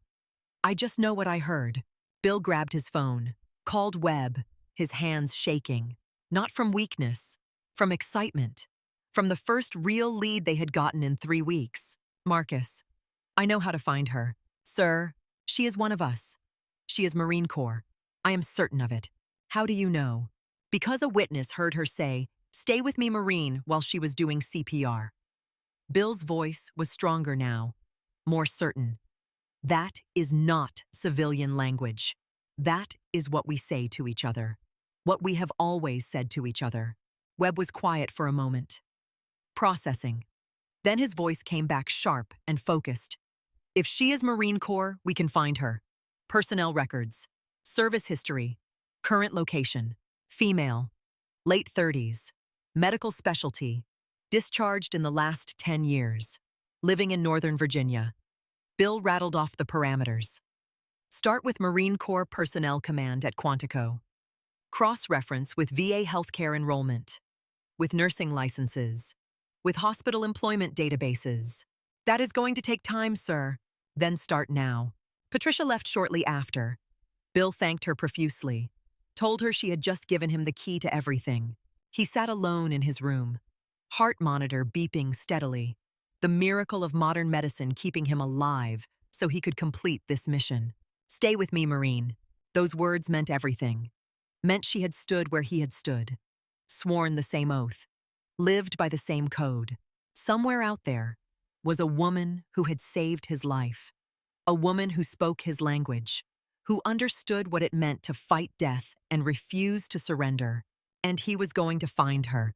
Marines do not leave Marines behind. Not in combat zones, not in hospitals, not in gratitude. The search intensified. Webb contacted Marine Corps Personnel Command, requested database access. Former Marines, female, medical occupational specialty, discharged between 2015 and 2020. Geographic location, Northern Virginia area. The database returned 43 names. Webb started making calls, verifying current employment, cross-referencing with physical descriptions from the paramedic and witnesses. Too old, wrong specialty, wrong location, moved out of state. Male, not female, despite the name. One by one, the names were eliminated. Bill worked his own channels, called friends still on active duty, asked them to run queries through military databases, to check with VA hospitals, to look for any female Marine with combat medical experience now working in civilian healthcare. The network expanded, former subordinates across the country helping, making calls, sending emails, following leads, day after day, name after name. Most led nowhere. But Bill kept pushing, kept calling, kept searching. Because this was what he did. This was who he was. A Marine who did not quit, who did not accept failure, who completed the mission no matter how impossible it seemed. 3 weeks and 47 phone calls after Patricia Hughes had come forward. Webb called with news. "Sir, I think I found her." Bill's heart rate spiked. The monitor beside his bed beeped faster. "Talk to me." Staff Sergeant Rachel Torres, United States Marine Corps. Enlisted 2011. Discharged 2017. Medical discharge following vehicle rollover shoulder injury. 2 tours, Afghanistan. Field medical specialist. Currently employed at Northern Virginia Medical Center. Night shift. Emergency department. Bill closed his eyes. Let the information wash over him. He had found her. After 3 weeks of searching, after 47 phone calls and countless dead ends and more frustration than he had felt since Vietnam, he had found her. Where is she now? Works night shift. 7 p.m. to 7 a.m. She is probably sleeping right now. Send me everything you have. Service record. Current contact information. Everything. Already in your email, sir. Bill opened his laptop, hands shaking slightly as he pulled up the files Webb had sent. Service record. Dates of service. Deployments. Awards and commendations. Combat Action Ribbon. Navy and Marine Corps Commendation Medal. Incident report from Marja, Afghanistan, 2013. Enemy contact. 3 wounded Marines. Staff Sergeant Torres engaged enemy forces while rendering medical aid. Continued treatment under direct fire. All 3 casualties survived. Bill read it twice, then 3 times. This woman had run through gunfire to save wounded Marines, had worked on them while bullets sparked off rocks around her position, had kept them alive under impossible conditions. And 6 years later, she had been shopping for groceries when his heart stopped. And all that training had come flooding back. He opened the photograph file. Service photo. Rachel Torres in dress blues. Younger, harder expression. Staff Sergeant chevrons on her collar. This was her. He knew it with absolute certainty. This was the woman who had saved his life. He found the contact information. Home address in Alexandria. Phone number listed as emergency contact on her hospital employment file. He could call her right now. Could thank her. Could tell her what her actions meant. But a phone call was not enough. This woman had given him his life back. Had given him more time with Margaret. More time with his daughters and grandchildren. More time to exist in a world he had almost left. A phone call could not repay that. Bill thought about what he could do. What would be appropriate? What would honor this Marine the way she deserved to be honored? And slowly, an idea began to form. He called the Marine Corps Reserve Center, spoke to the commanding officer, explained what he wanted to do. The CO listened, then agreed immediately. "Anything for you, sir?" Bill spent the next day making arrangements, coordinating with people, planning something that would either be the most meaningful gesture of his life or the most embarrassing. But he had to try. He had to do something that matched the magnitude of what Rachel Torres had done for him. On day 22 of his recovery, Bill called Northern Virginia Medical Center, asked to speak to the hospital administrator, explained who he was, what had happened, why he needed to reach Rachel Torres. The administrator was former Navy corpsman, understood immediately. "I cannot give you her personal number, General. Privacy regulations. But I can pass along a message. That would be appreciated. What would you like me to tell her?" Bill thought for a moment, then spoke carefully. "Tell her General William Crawford would like to speak with her regarding an incident at Oakmont Plaza. Give her my number. Tell her I hope she will call. I will pass that along." Rachel received the message during her break. 2 a.m., middle of night shift, sitting in the staff lounge with cold coffee and patient charts. Her supervisor found her. "Torres, you have a message." Handed her a slip of paper. "General William Crawford would like to speak with you regarding an incident at Oakmont Plaza. Please call at your earliest convenience." A phone number below. Rachel stared at the paper. The general. The man she had saved. He had found her. Somehow. Through some means she could not fathom. He had tracked her down. Her stomach dropped. She did not want this. Did not want attention. Did not want anyone digging into who she had been before she became just Rachel, the night shift nurse. But this was a general. This was a Marine. You did not ignore that. She finished her shift, drove home in the gray light of dawn, hands shaking on the steering wheel, sat in her car outside her apartment, phone in her hand. The number on the slip of paper memorized now. She could ignore it. Could pretend she never got the message. Could go back to her quiet, anonymous life. But she had been a Marine, and Marines did not run from hard things. She dialed. The phone rang twice. General Crawford. His voice was strong, warm, alive. Sir, this is Rachel Torres. I got a message that you wanted to speak with me. Staff Sergeant Torres. He used her rank.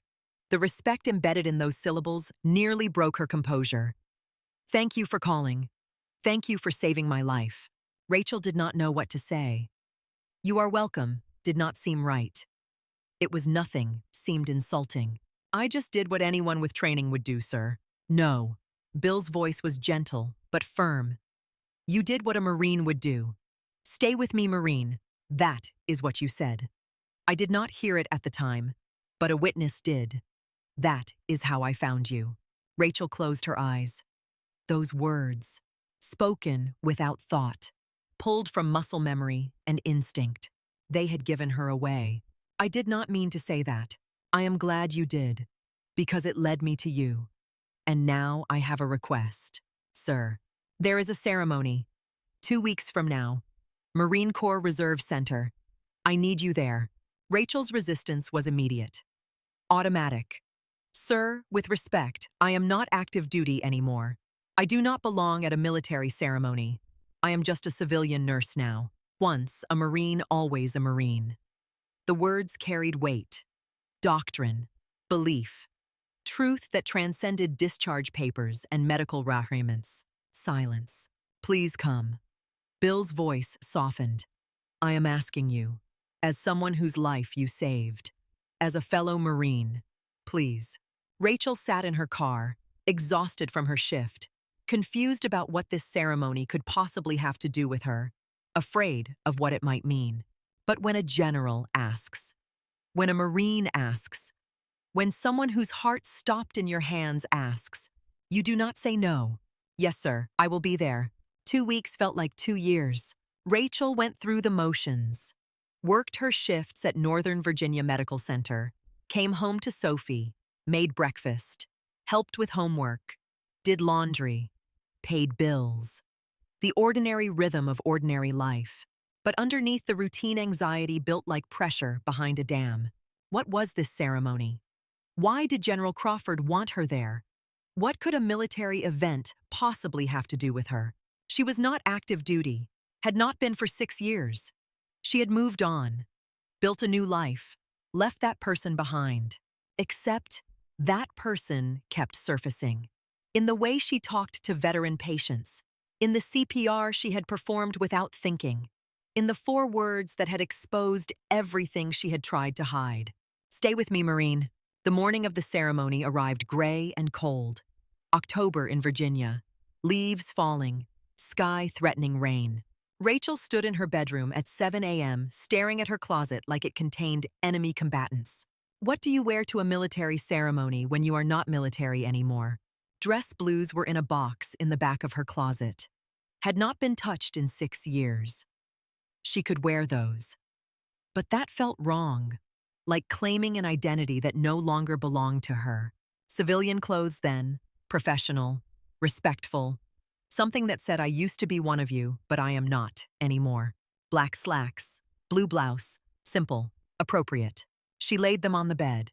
Sophie appeared in the doorway, already dressed, jeans and her favorite Star Wars shirt, hair uncombed, toast crumbs on her face. Why are you so stressed, Mom? I have to go to a thing. A Marine thing. Sophie climbed onto the bed. sat cross-legged watching her mother with the intense focus children have when they sense something important happening. "Are you a Marine?" Rachel paused. Hands on the blouse. The question's simple, but the answer complicated. "I was. Long time ago." "Why did you never tell me?" "Because—" Rachel sat down beside her daughter. "Because it is complicated, baby. That was a different part of my life. Before you. And I wanted to just be mom to you. Not Marine mom. Just mom." Sophie leaned against her. "You can be both." Rachel put her arm around her daughter, pulled her close. "Maybe. Maybe you are right." They sat like that for a moment. Mother and daughter. The most important thing in Rachel's world. "Do you have to go?" Rachel nodded. "A general asked me to." You do not say no when a general asks. "Is it the man you saved?" "Yes." "Why does he want you there?" "I do not know, baby. I honestly do not know." 2 hours later, Rachel dropped Sophie at her friend Emma's house. Emma's mother was taking the girls to a movie. Sophie hugged her tight before running inside. "Good luck at your Marine thing, Mom." Rachel drove toward the Marine Corps Reserve Center, hands white-knuckled on the steering wheel. Talk radio played, but she did not hear it. Mind elsewhere. Why am I doing this? The answer came immediately. Because a Marine asked. Because you do not say no to that. Because some debts cannot be ignored even when you want to. The Reserve Center sat on the edge of Arlington. Utilitarian buildings. Parade ground. Flags snapping in October wind. Rachel pulled into the parking lot at 1:40, 20 minutes early. Punctuality burned into her DNA. 6 years removed from active duty, and she still could not be late. Other cars were arriving. Veterans with special plates. Active duty personnel in uniform. Families in their Sunday best. Rachel sat in her car. Watched them walk toward the main building. Felt like an imposter. Like someone pretending to belong to a world she had left behind. She could leave. Could start the car and drive away. Call the general later and apologize. Say she got sick. Say something came up. But Marines do not run. She forced herself out of the car. Locked it. Walked toward the entrance. The building loomed. American flag and Marine Corps flag flanking the doors. Eagle globe and anchor emblem above the entrance. All of it familiar and foreign at the same time. She passed Marines in dress blues. Uniforms pristine. Shoes polished mirror bright. Bearing parade ground perfect. She felt invisible in her civilian clothes. A ghost haunting a world that had moved on without her. The ceremony was being held in the base auditorium. Rachel followed signs. Followed other people walking the same direction. Her heart hammering. The auditorium was massive. High ceilings, rows of folding chairs facing a stage draped in Marine Corps colors. Flags positioned with military precision. The familiar smell of floor polish and brass cleaner and history. Hundreds of people were already seated. Veterans in jackets covered with patches and pins. Active duty Marines scattered throughout. Families clutching programs. Rachel hesitated at the entrance. Overwhelmed by the sheer number of people, the formality, the wrongness of her being here at all. She wanted to turn around. To leave. To call General Crawford and apologize and explain she did not belong here anymore. Before she could retreat, an older man approached. Vietnam veteran cap. Weathered face. Kind eyes that had seen things civilians could not imagine. "You are Rachel Torres, are you not?" Rachel froze. "How did you—" "Yes, I am." He extended his hand. When she took it, he held on longer than a standard handshake required. "Thank you for your service, Marine. What you did for the general. What you have done. We heard. It is an honor." Rachel could not speak, throat too tight, eyes burning. Before she could respond, another veteran approached, then another. Word had spread somehow through that invisible network that connects those who have served. They knew who she was, knew what she had done. A young lance corporal in dress blues appeared, crisp uniform, fresh face, probably 22 years old. "Ma'am, General Crawford requested you be seated in the front row. If you will follow me." Rachel followed in a daze, acutely aware of eyes tracking her movement through the crowd. of whispered conversations that fell silent as she passed. The front row was reserved seating, nameplates on each chair. She found hers between a colonel and a retired sergeant major. Both stood as she approached. Both greeted her with the same respect those veterans in the lobby had shown. Staff Sergeant Torres, the colonel extended his hand. "Pleasure to meet you. I am not active duty anymore," Rachel said automatically. The words she had been repeating for 6 years. "Once a Marine, always a Marine, ma'am." The sergeant major's voice was gravel and certainty. Rachel sat, hands folded in her lap to keep them from shaking. Around her, the auditorium filled. 500 people, maybe more, all here for some ceremony she did not understand. Some event that apparently involved her, but she could not fathom how or why. The lights dimmed slightly. Conversations quieted. The crowd settled into their seats with the disciplined silence of people who understood military protocol. A color guard marched onto the stage. 4 Marines in dress blues carrying flags. American flag, Marine Corps flag, POW MIA flag, Virginia state flag. The entire room rose as one. The national anthem played.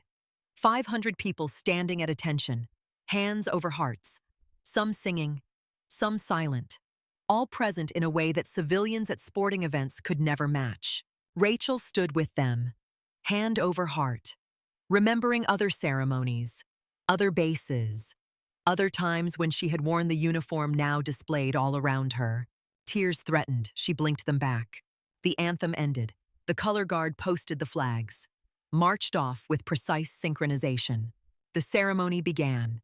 Announcements, introductions, the formal proceedings that felt both familiar and foreign. And then General William Crawford walked onto the stage. The entire room rose again. Thunder of movement. 500 people standing in respect for a man who had commanded respect his entire life. But his eyes were not scanning the crowd, were not acknowledging the applause that built like a wave. They were locked on Rachel, sitting in the front row with tears already streaming down her face. And in that moment before he began to speak, she finally understood. This ceremony was not about awards for active duty Marines, not about recognition for recent deployments. This ceremony was about her. Bill Crawford stood at the podium with the bearing of a man who had addressed troops before battles and delivered eulogies for the fallen.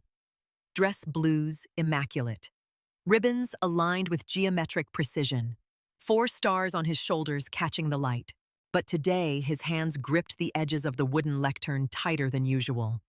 And when he began to speak, his voice carried a vulnerability that 4 decades of command had not prepared him to hide. 3 months ago, he paused. Let the words settle. I went to the supermarket to buy groceries. The audience sat in absolute silence. Milk, bread, coffee. The ordinary errands of an ordinary Saturday morning. I made it as far as the cereal aisle before my heart stopped. Rachel felt her own heart hammering. I do not remember the collapse, Bill continued. I do not remember hitting the floor. I do not remember my medals clinking against the tile, or the shoppers screaming, or the chaos that erupted around me. His eyes found Rachel again, held her gaze.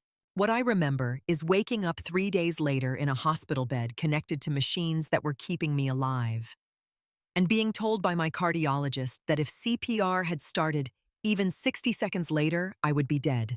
He let that word hang. Dead. Not injured. Not impaired. Dead. The paramedics told me that a bystander had performed CPR. Textbook perfect technique. Professional handoff. Precise medical terminology in her report. They said she saved my life and then disappeared before they could get her name. Bill paused, reached for a glass of water, took a sip. When he set it down, his hand was steadier. I became obsessed with finding her.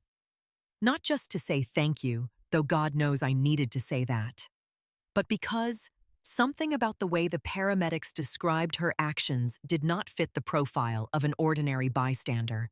He described the search, the security footage, the phone calls, the dead ends, the 47 calls over 3 weeks. The audience leaned forward, drawn into the mystery. And then, Bill's voice strengthened. A witness came forward. A woman who had been standing close enough to hear something I had not heard while I was dying on that floor. He paused. Let the tension build. That witness told me the woman doing CPR had said 4 words. 4 words that changed everything. Rachel gripped the armrests of her chair. She said, Bill spoke slowly, clearly. Stay with me, Marine. A murmur rippled through the crowd. Marines glanced at each other with knowing expressions. Civilians looked confused, waiting for explanation. Stay with me, Marine. Bill provided it. Is not something you pick up from television. It is not something you learn in a CPR certification class. It is core language. It is what we say to each other when everything is going to hell, and the only thing keeping someone alive is another Marine refusing to let them go. His voice broke slightly on the last words. When I heard those 4 words, I knew. The woman who saved me was not just a nurse. She was one of us. The murmurs grew louder. Rachel felt tears streaming down her face, did not bother to wipe them away. Bill pulled paper from his jacket pocket, unfolded it with careful precision. I contacted Marine Corps Personnel Command. I cross-referenced nursing licenses with service records. I made 47 phone calls over 3 weeks. And I found her. He gestured toward Rachel. 500 heads turned to look. She wanted to disappear, to sink through the floor. But she could not move. Staff Sergeant Rachel Torres. Bill's voice carried the full weight of her rank. United States Marine Corps, 2011 to 2017.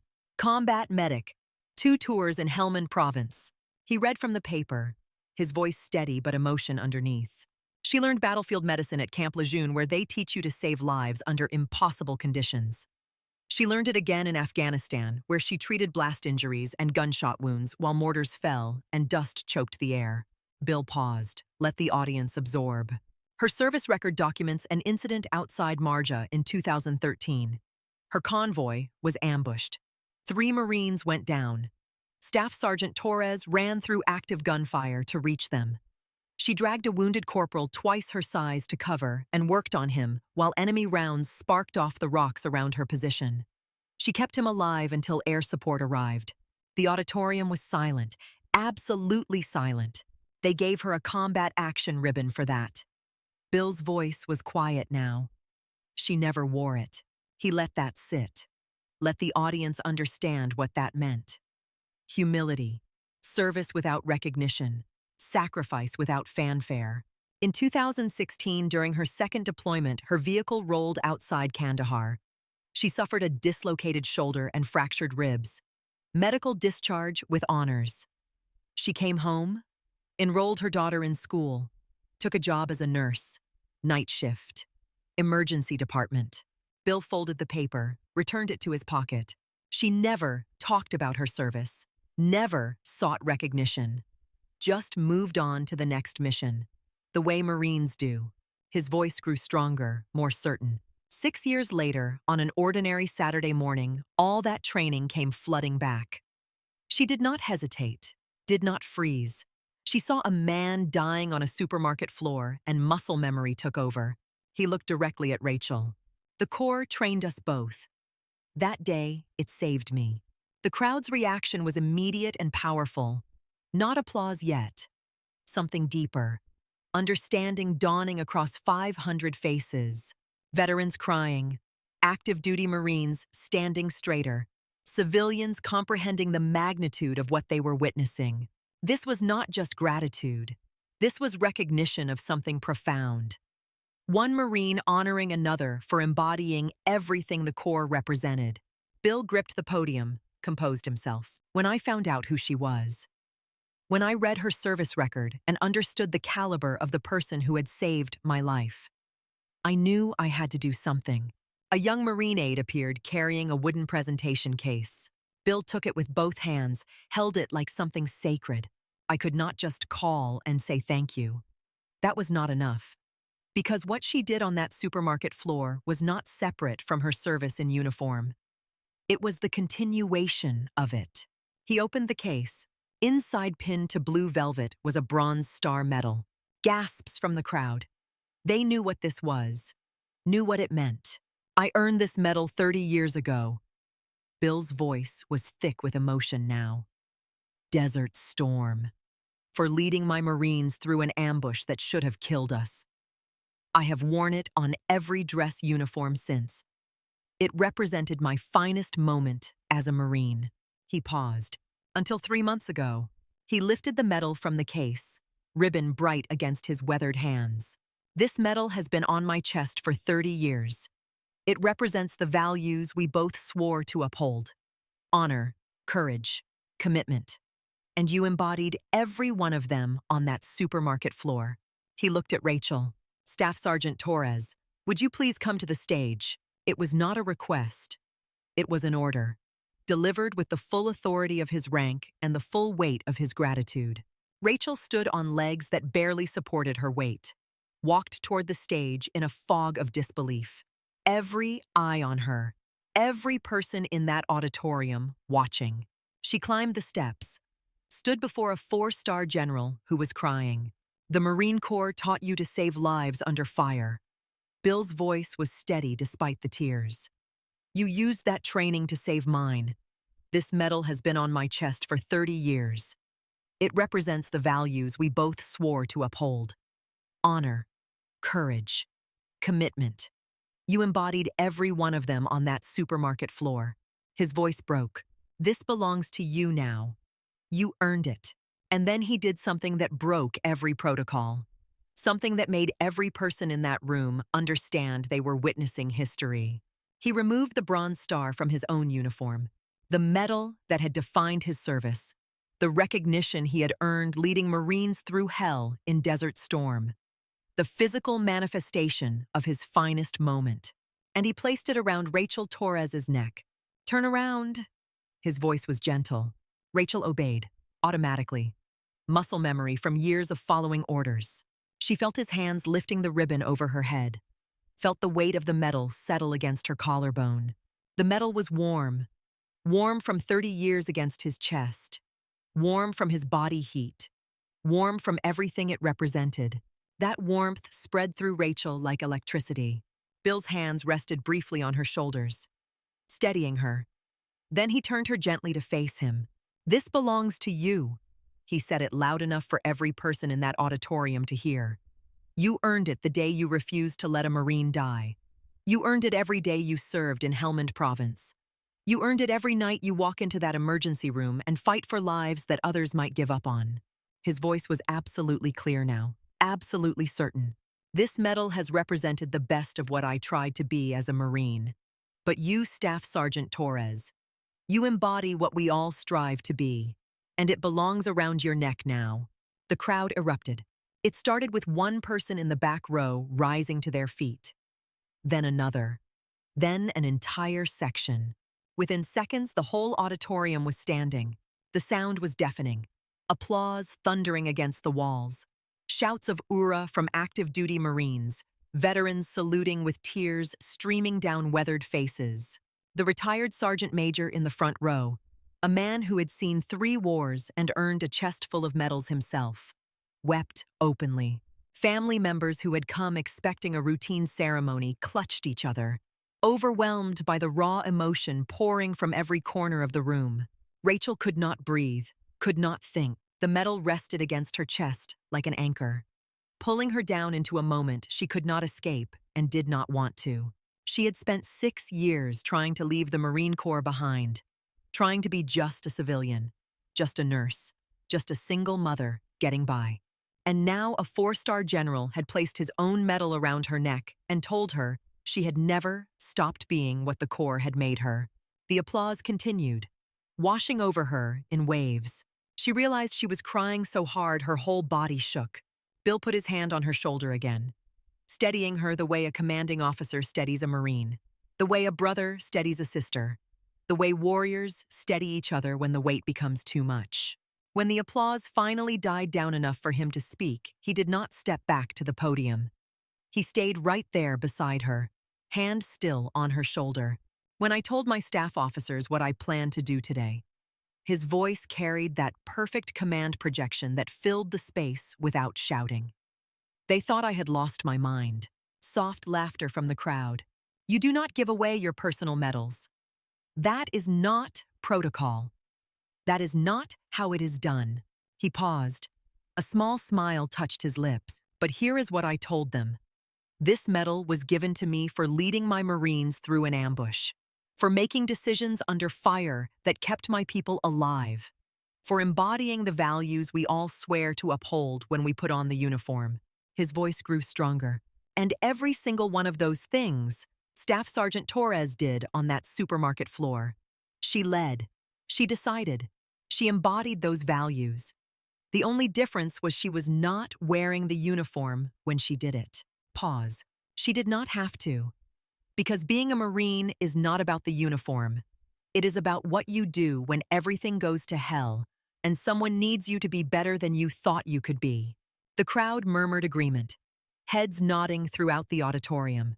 Bill continued, I have worn this medal for 30 years. I have worn it at change of command ceremonies and retirement dinners and funerals for warriors I had the honor of serving beside. And every time I pinned it to my chest, it reminded me of who I was supposed to be, what I was supposed to stand for. He turned to face Rachel fully now, addressing her directly rather than the crowd. But today, I realized something. This medal does not belong to the past. It belongs to the future. It belongs to people like Staff Sergeant Torres, who prove every single day that the values we hold sacred did not end when they took off the uniform. His voice broke again. You saved my life. But more than that, you reminded me why I spent 40 years wearing this uniform in the first place. You reminded me that the Corps does not make us who we are for 4 years or 8 years or 20 years. It makes us who we are forever.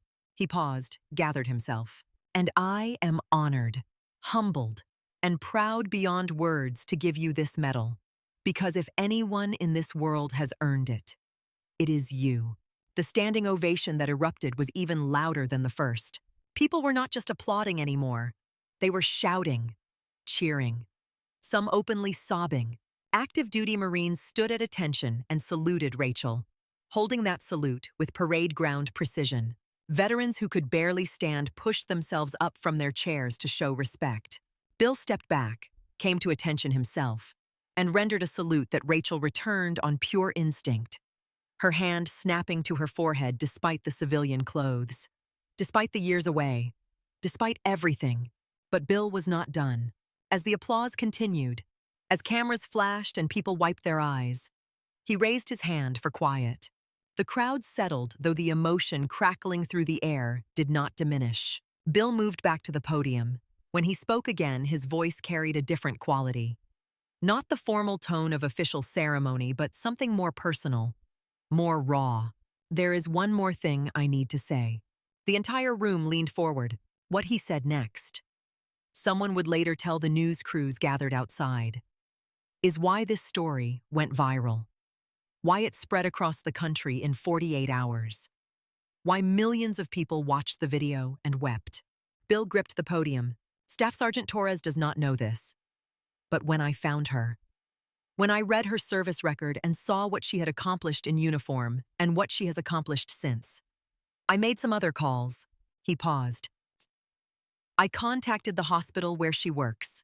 I spoke to her supervisors, her colleagues, the doctors she works with. And do you know what they all said? The audience waited. They said she is the best nurse they have ever worked with. They said patients request her by name. They said she stays late without being asked.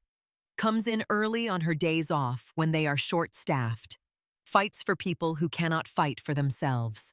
His voice was breaking now. One doctor told me, Sarah Torres has saved more lives in this emergency room than I can count. And she does it with the same calm competence she probably showed on that supermarket floor. She is exceptional. Rachel's knees almost buckled. She had not known he contacted the hospital, had not known he talked to Dr. Barnes or the nurses or any of them. Bill continued, This woman works night shifts so she can be there when her daughter gets home from school. She makes barely enough to cover rent and student loans and child care. And she has never once complained. Never once asked for recognition. never once stopped being exactly what the Marine Corps taught her to be. Pause. Excellent. Dedicated. Selfless. His voice was barely holding together. So I made one more call. This one to a foundation that supports veterans transitioning to civilian careers. And they have agreed to establish a scholarship fund in your name. For your daughter's education.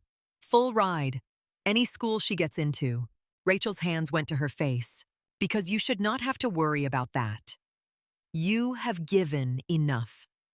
You have sacrificed enough. And it is time someone took care of you the way you have taken care of everyone else. The crowd did not just erupt this time. They detonated. The sound was primal, overwhelming, a release of emotion that had been building for the entire ceremony. People were not just standing anymore. They were on their feet, shouting, crying, embracing each other. Rachel collapsed. Not dramatically, not from any physical cause, just because her legs could no longer support the weight of what was happening. Bill caught her, his arms strong despite his age and recent heart attack, and he held her while she sobbed into his shoulder. This four-star general cradling a former staff sergeant who had saved his life and never asked for anything in return. "Thank you," she whispered against his shoulder, the words inadequate but all she had. "Thank you. Thank you. Thank you." And Bill, this man who had commanded thousands and made decisions that shaped history, simply held her and whispered back, "No, Marine, thank you. For everything. For your service. For my life. For reminding us all what it means to be worthy of this uniform." The ovation continued, seemed to last forever. 500 people pouring out everything they felt, honoring not just Rachel, but every quiet hero who served without recognition. Every veteran who came home and built new lives. Every person who embodied values that transcended uniform and rank and time. When it finally quieted, when people slowly sat back down, when the emotion had peaked and begun its descent, Bill and Rachel stood together on that stage. Two Marines, different generations, different wars, different paths, connected by 4 words and CPR and a refusal to let each other go. The Bronze Star hung between them. Not Bill's anymore, not quite Rachel's yet. Something shared, something that represented values larger than either of them. Honor, courage, commitment, and the unbreakable bond of those who serve. The ceremony concluded with traditional closing, but nobody really heard it. The speeches that followed were background noise, the formal proceedings just ritual. What people would remember, what would be filmed and shared and replayed millions of times. What would become the defining image? Was General William Crawford placing his Bronze Star around Rachel Torres's neck? Was her collapse into his arms? Was 500 people standing and crying and saluting? Was proof that some stories transcend individual moments and become something universal? That service matters, that values persist, that the person you become in uniform never really leaves you, and that sometimes, if the universe is kind, if fate aligns, if invisible threads pull the right people to the right place, heroes get the recognition they deserve, not because they seek it, but because other heroes refuse to let them hide. Someone in the audience had filmed it, not the official Marine Corps photographer with his professional equipment and proper permissions. Just a retired gunnery sergeant sitting in row 12 with his smartphone. Filming because his granddaughter had asked him to record it so she could see what Grandpa did at his Marine events. He captured everything. The medal placement, Rachel's collapse, the 500-person standing ovation that seemed to last forever, Bill holding Rachel while she sobbed, the raw, unfiltered emotion that professional cameras often miss. That night, sitting in his living room in Fairfax, he uploaded it to YouTube. Simple caption: General gives combat medal to nurse who saved his life. Once a Marine, always a Marine. Posted it at 9:30 p.m. ICU. By midnight, it had 100,000 views. By morning, it had crossed 1 million. By the end of the week, it had been shared across every major news platform in the country. CNN, Fox News, NBC, local affiliates, military blogs, veteran forums, Facebook, Twitter, Instagram. The video went everywhere. Sunday morning, the day after the ceremony, Rachel's phone started exploding. She woke to 47 missed calls, 63 text messages, her voicemail completely full. Former Marines from her unit. I saw you on the news. I had no idea. I am so proud. High school friends she had not spoken to in 15 years. You were a Marine. You never told us. Cousins, distant relatives, people she barely remembered. You are famous. You are a hero. Sophie sat on Rachel's bed, watching the video on her iPad. Tears streaming down her 9-year-old face. Mom, is this you? Rachel sat beside her, put her arm around her daughter. Yeah, baby. That is me. You were a Marine. Sophie's voice was small, confused, like a real Marine. I was. Long time ago. Why did you never tell me? Rachel struggled to find words because I wanted to be just mom to you, not Marine mom or soldier mom. Just mom. I thought keeping it separate was better. Simpler. Sophie turned to look at her, eyes red from crying. You can be both. You are both. Rachel pulled her daughter close. Maybe you are right. Maybe I can be both. They sat like that for a long time, watching the video loop, watching the moment that had changed everything. The phone kept ringing. Morning shows. Good Morning America wants you for Tuesday. The Today Show can do Wednesday. We will send a car. Magazine features. People magazine would love to do a story. Speaking engagements. Would you address our Veterans Organization annual dinner? A Hollywood producer. Compelling story. Let's discuss adaptation rights. Local news. 3 stations requesting interviews. Rachel declined almost everything. Politely but firmly. Thank you, but no. I appreciate the interest, but no. I am not interested, but thank you. She did not want fame, did not want attention, did not want her quiet life turned into a spectacle. The medal ceremony had been beautiful, overwhelming, more than she had ever imagined receiving. But at her core, Rachel was still the same person who had disappeared from that supermarket without giving her name. Still the woman who had never worn her combat action ribbon. Still someone who believed the work mattered more than the recognition. She wanted life to return to normal. Except it would not. It could not, because something fundamental had shifted. Not in the external world, but inside Rachel herself. For 6 years, she had tried to bury Staff Sergeant Torres, had tried to be just Rachel, just a nurse, just a mom.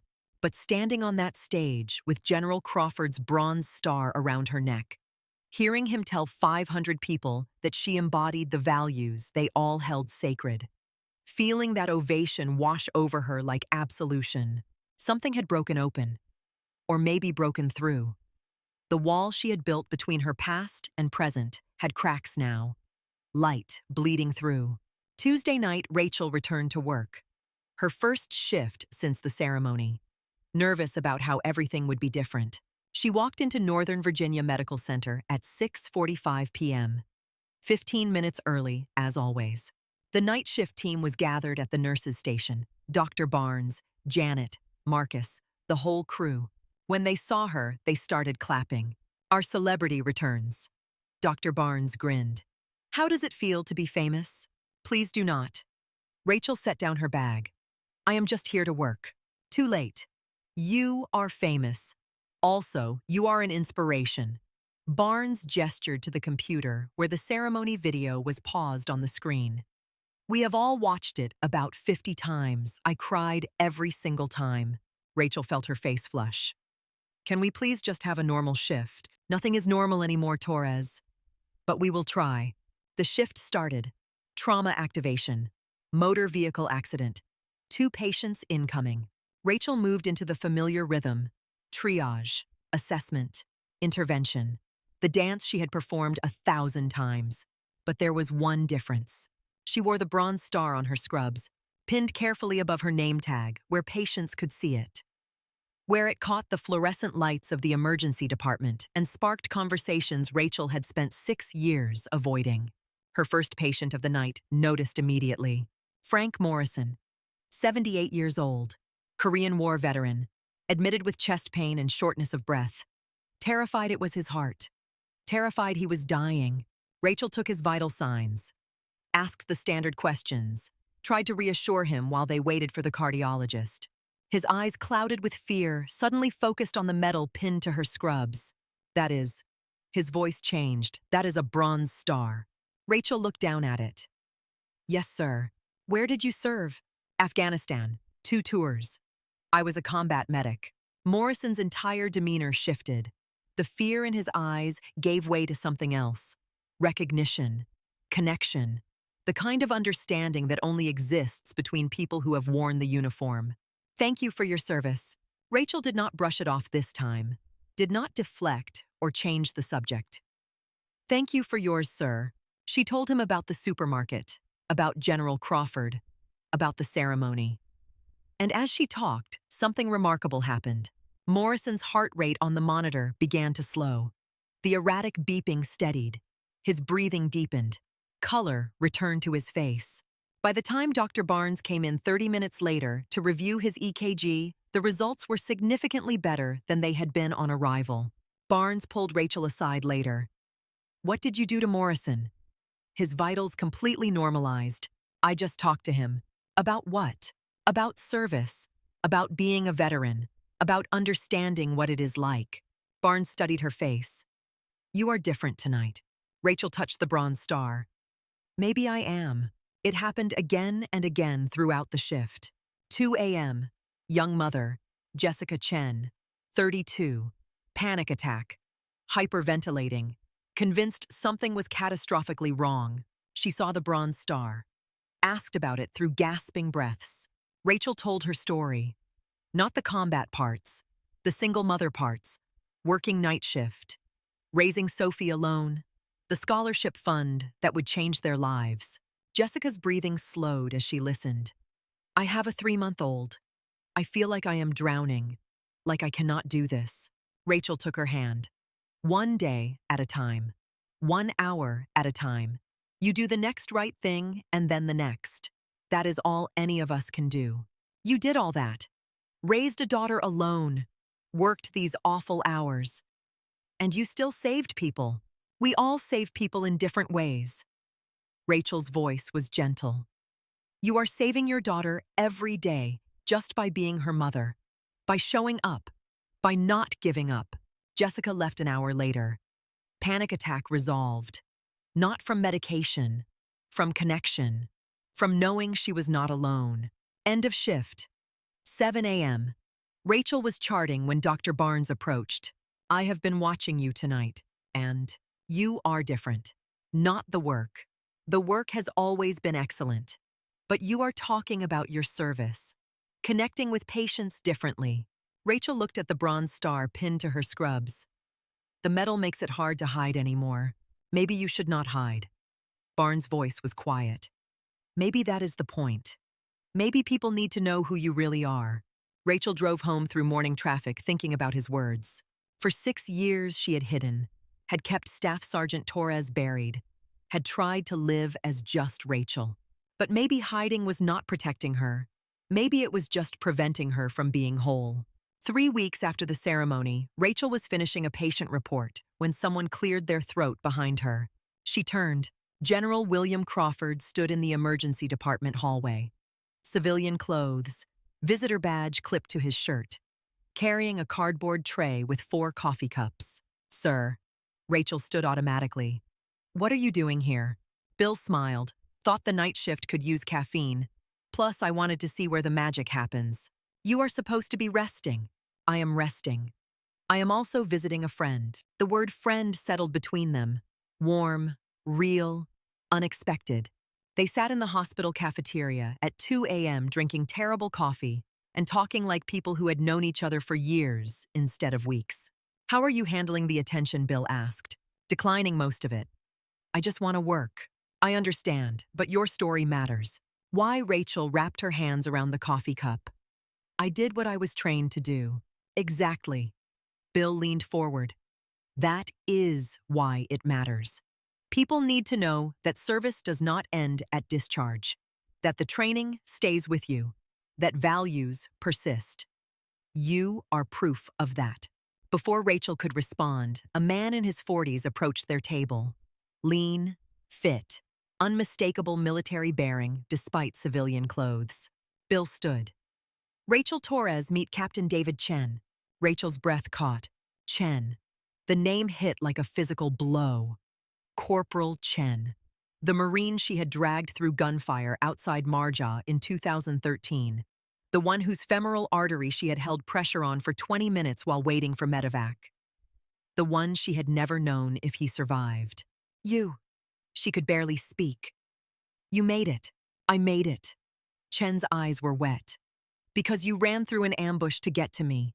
Because you worked on me while rounds were sparking off rocks around us. Because you refused to let me die. He pulled her into a hug. Lifted her off her feet. I have 3 kids now. Twin girls just turned 7. Boy is 5. They would not exist if you had not reached me that day. Rachel was crying. She had not known. Had spent 13 years not knowing, wondering if he made it, carrying the weight of not knowing. Bill watched from a few feet away. Tears in his own eyes. This reunion he had orchestrated. Tracked Chen down through military databases. Brought him here so Rachel could see what she had saved. After Chen left. After more tears and promises to stay in touch. After Rachel had seen with her own eyes that the Marine she saved had lived and built a family and found happiness. Bill and Rachel sat back down with fresh coffee. We have become friends. Bill would later tell a journalist who caught wind of his hospital visits. 2 Marines. 2 lifesavers. She saved my life with her hands. I am trying to save hers with recognition she deserves, but it was more than friendship. It was the continuation of something that had started on a supermarket floor and grown into a bond that transcended rank and age and circumstance. Bill visited the hospital monthly, always unannounced, always bringing coffee or donuts for the night shift staff. He attended Sophie's school play and brought flowers. He introduced Rachel to other veterans who needed to know their service still mattered.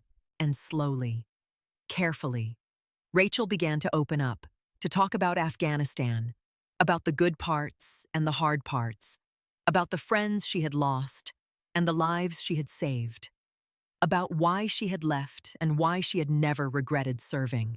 6 months after the ceremony, Rachel received a call from the Marine Corps recruiting station. Gunnery Sergeant Maria Rodriguez. Direct, professional, respectful. Staff Sergeant Torres. We would like to know if you would be interested in speaking to potential recruits. Specifically, young women considering medical specialties. Rachel hesitated. I am not a recruiter. We know. We do not want you to recruit. We want you to share your story. What service meant to you. What it gave you. How it shaped you. Rachel thought about declining, about keeping her head down and continuing her quiet life. But then she remembered Bill's words. Your story matters. Remembered Dr. Barnes saying maybe people need to know who you really are. Remembered Sophie saying you can be both. When do you need me? Saturday morning, 10 a.m. 15 young women coming in, ages 18 to 24, all considering enlistment, all with questions. I will be there. Saturday morning, Rachel arrived at the recruiting station wearing jeans and a simple shirt. The bronze star pinned above her heart. Not for show, for truth.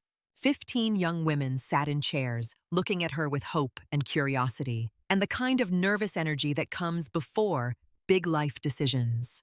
Gunnery Sergeant Rodriguez made the introduction. This is Staff Sergeant Rachel Torres. She served 2 tours in Afghanistan as a combat medic. She is going to talk to you about her experience. Rachel stood in front of them, hands in her pockets. No notes, no prepared speech, just truth. The Marine Corps will change your life. She spoke for 30 minutes, did not sugarcoat, did not romanticize, told them about the fear, the exhaustion, the impossible decisions, the friends she had lost, told them about coming home, about struggling to transition, about hiding her service for 6 years because she did not know how to reconcile who she had been with who she was trying to become, told them about the supermarket, about the training activating like muscle memory, about 4 words spoken without thought that had exposed everything she had tried to hide, told them about the medal ceremony, about General Crawford giving her his Bronze Star, about understanding finally that service does not end when you turn in your rifle. "This is not mine." She touched the Bronze Star. "It belongs to everyone who taught me, to the Marines I served with, to the values we swore to uphold, to every person who ever wore the uniform and understood what it means to refuse to quit when everything says you should. Service does not end when you take off the uniform. It transforms. It continues. It becomes who you are." She paused. "Let them absorb. When I was doing CPR in that grocery store, I was not thinking about the Marine Corps. I was not trying to be heroic. I just saw someone dying, and my training took over. 6 years after I thought that part of me was buried. 6 years after I convinced myself I was just a nurse, just a mom, just nobody special. But the training does not leave you. The values do not fade. Who you become in uniform stays with you forever." The questions came. Were you ever scared? Every day. Fear does not mean you are weak. Acting despite fear means you are strong. Is it hard being a woman in the Marines? Sometimes. But the Corps judges you by what you do, not who you are. You prove yourself. You earn respect. The Marines beside you do not care about your gender when bullets are flying. They care if you can do the job. Would you do it again? Knowing everything you know now. The pain. The loss. The cost. Rachel was quiet for a long moment. Yes, because it made me who I am. And who I am saved a life 6 years after I thought that part of me was over. If I had not served, I would not have had the training. If I had not had the training, a good man would be dead. So yes, I would do it again. The recruiting officer later reported that all 15 requested additional information sessions. 3 eventually enlisted. 1 became a combat medic following directly in Rachel's footsteps. But the impact spread farther than that room. Someone filmed Rachel's speech, posted it online. Another viral video. Not as big as the ceremony, but big enough. Teachers showed it in classrooms when discussing service. Veterans groups shared it at meetings. A 19-year-old girl in Ohio watched it 3 times before walking into her local recruiting office and asking how she could serve. The ripples spread in ways Rachel would never fully know. But they mattered. Each one mattered. Bill watched the video from his home office. Margaret found him there crying. "What is wrong?" "Nothing is wrong. Everything is right." He gestured to the screen showing Rachel speaking to those 15 young women. "I gave her a medal, but she is giving something greater to everyone who hears her story. Hope. Proof that service matters." Margaret squeezed his shoulder, understanding completely. The man whose heart had stopped in a cereal aisle had started something that would not stop. A ripple effect spreading outward in concentric circles, touching lives neither he nor Rachel would ever know about. Present day. 1 year after the supermarket. 1 year after 4 words spoken without thought had changed everything. Rachel worked her shift at Northern Virginia Medical Center, the Bronze Star still pinned to her scrubs above her name tag. A young veteran came in, mid-20s, Afghanistan, PTSD eating him alive, convinced his service had been meaningless, that he had wasted years of his life, that nothing he did mattered. He saw the Bronze Star. "Where did you serve?" Rachel told him. Told him everything. The combat, the coming home, the hiding, the supermarket, the general who refused to let her hide anymore. The veteran listened, really listened. When she finished, he was crying. "I did not know if my service mattered." Rachel took his hand. It mattered. It will always matter. The person you became in uniform does not disappear. It is there, waiting. For the moment, someone needs you. And that moment will come. Maybe tomorrow. Maybe in 6 years. But it will come. And you will be ready because of who you became over there. Thank you. His voice broke. Thank you for your service. All of it. Past, present, future. Thank you for yours. Rachel squeezed his hand. All of it. At home, Sophie was working on a school project. 10 years old now. Growing up with a mother who no longer hid. My hero. The title written in careful handwriting. My mom. The presentation included pictures. Rachel in dress blues. The ceremony with General Crawford. The Bronze Star. My mom was a Marine. She saved people in war.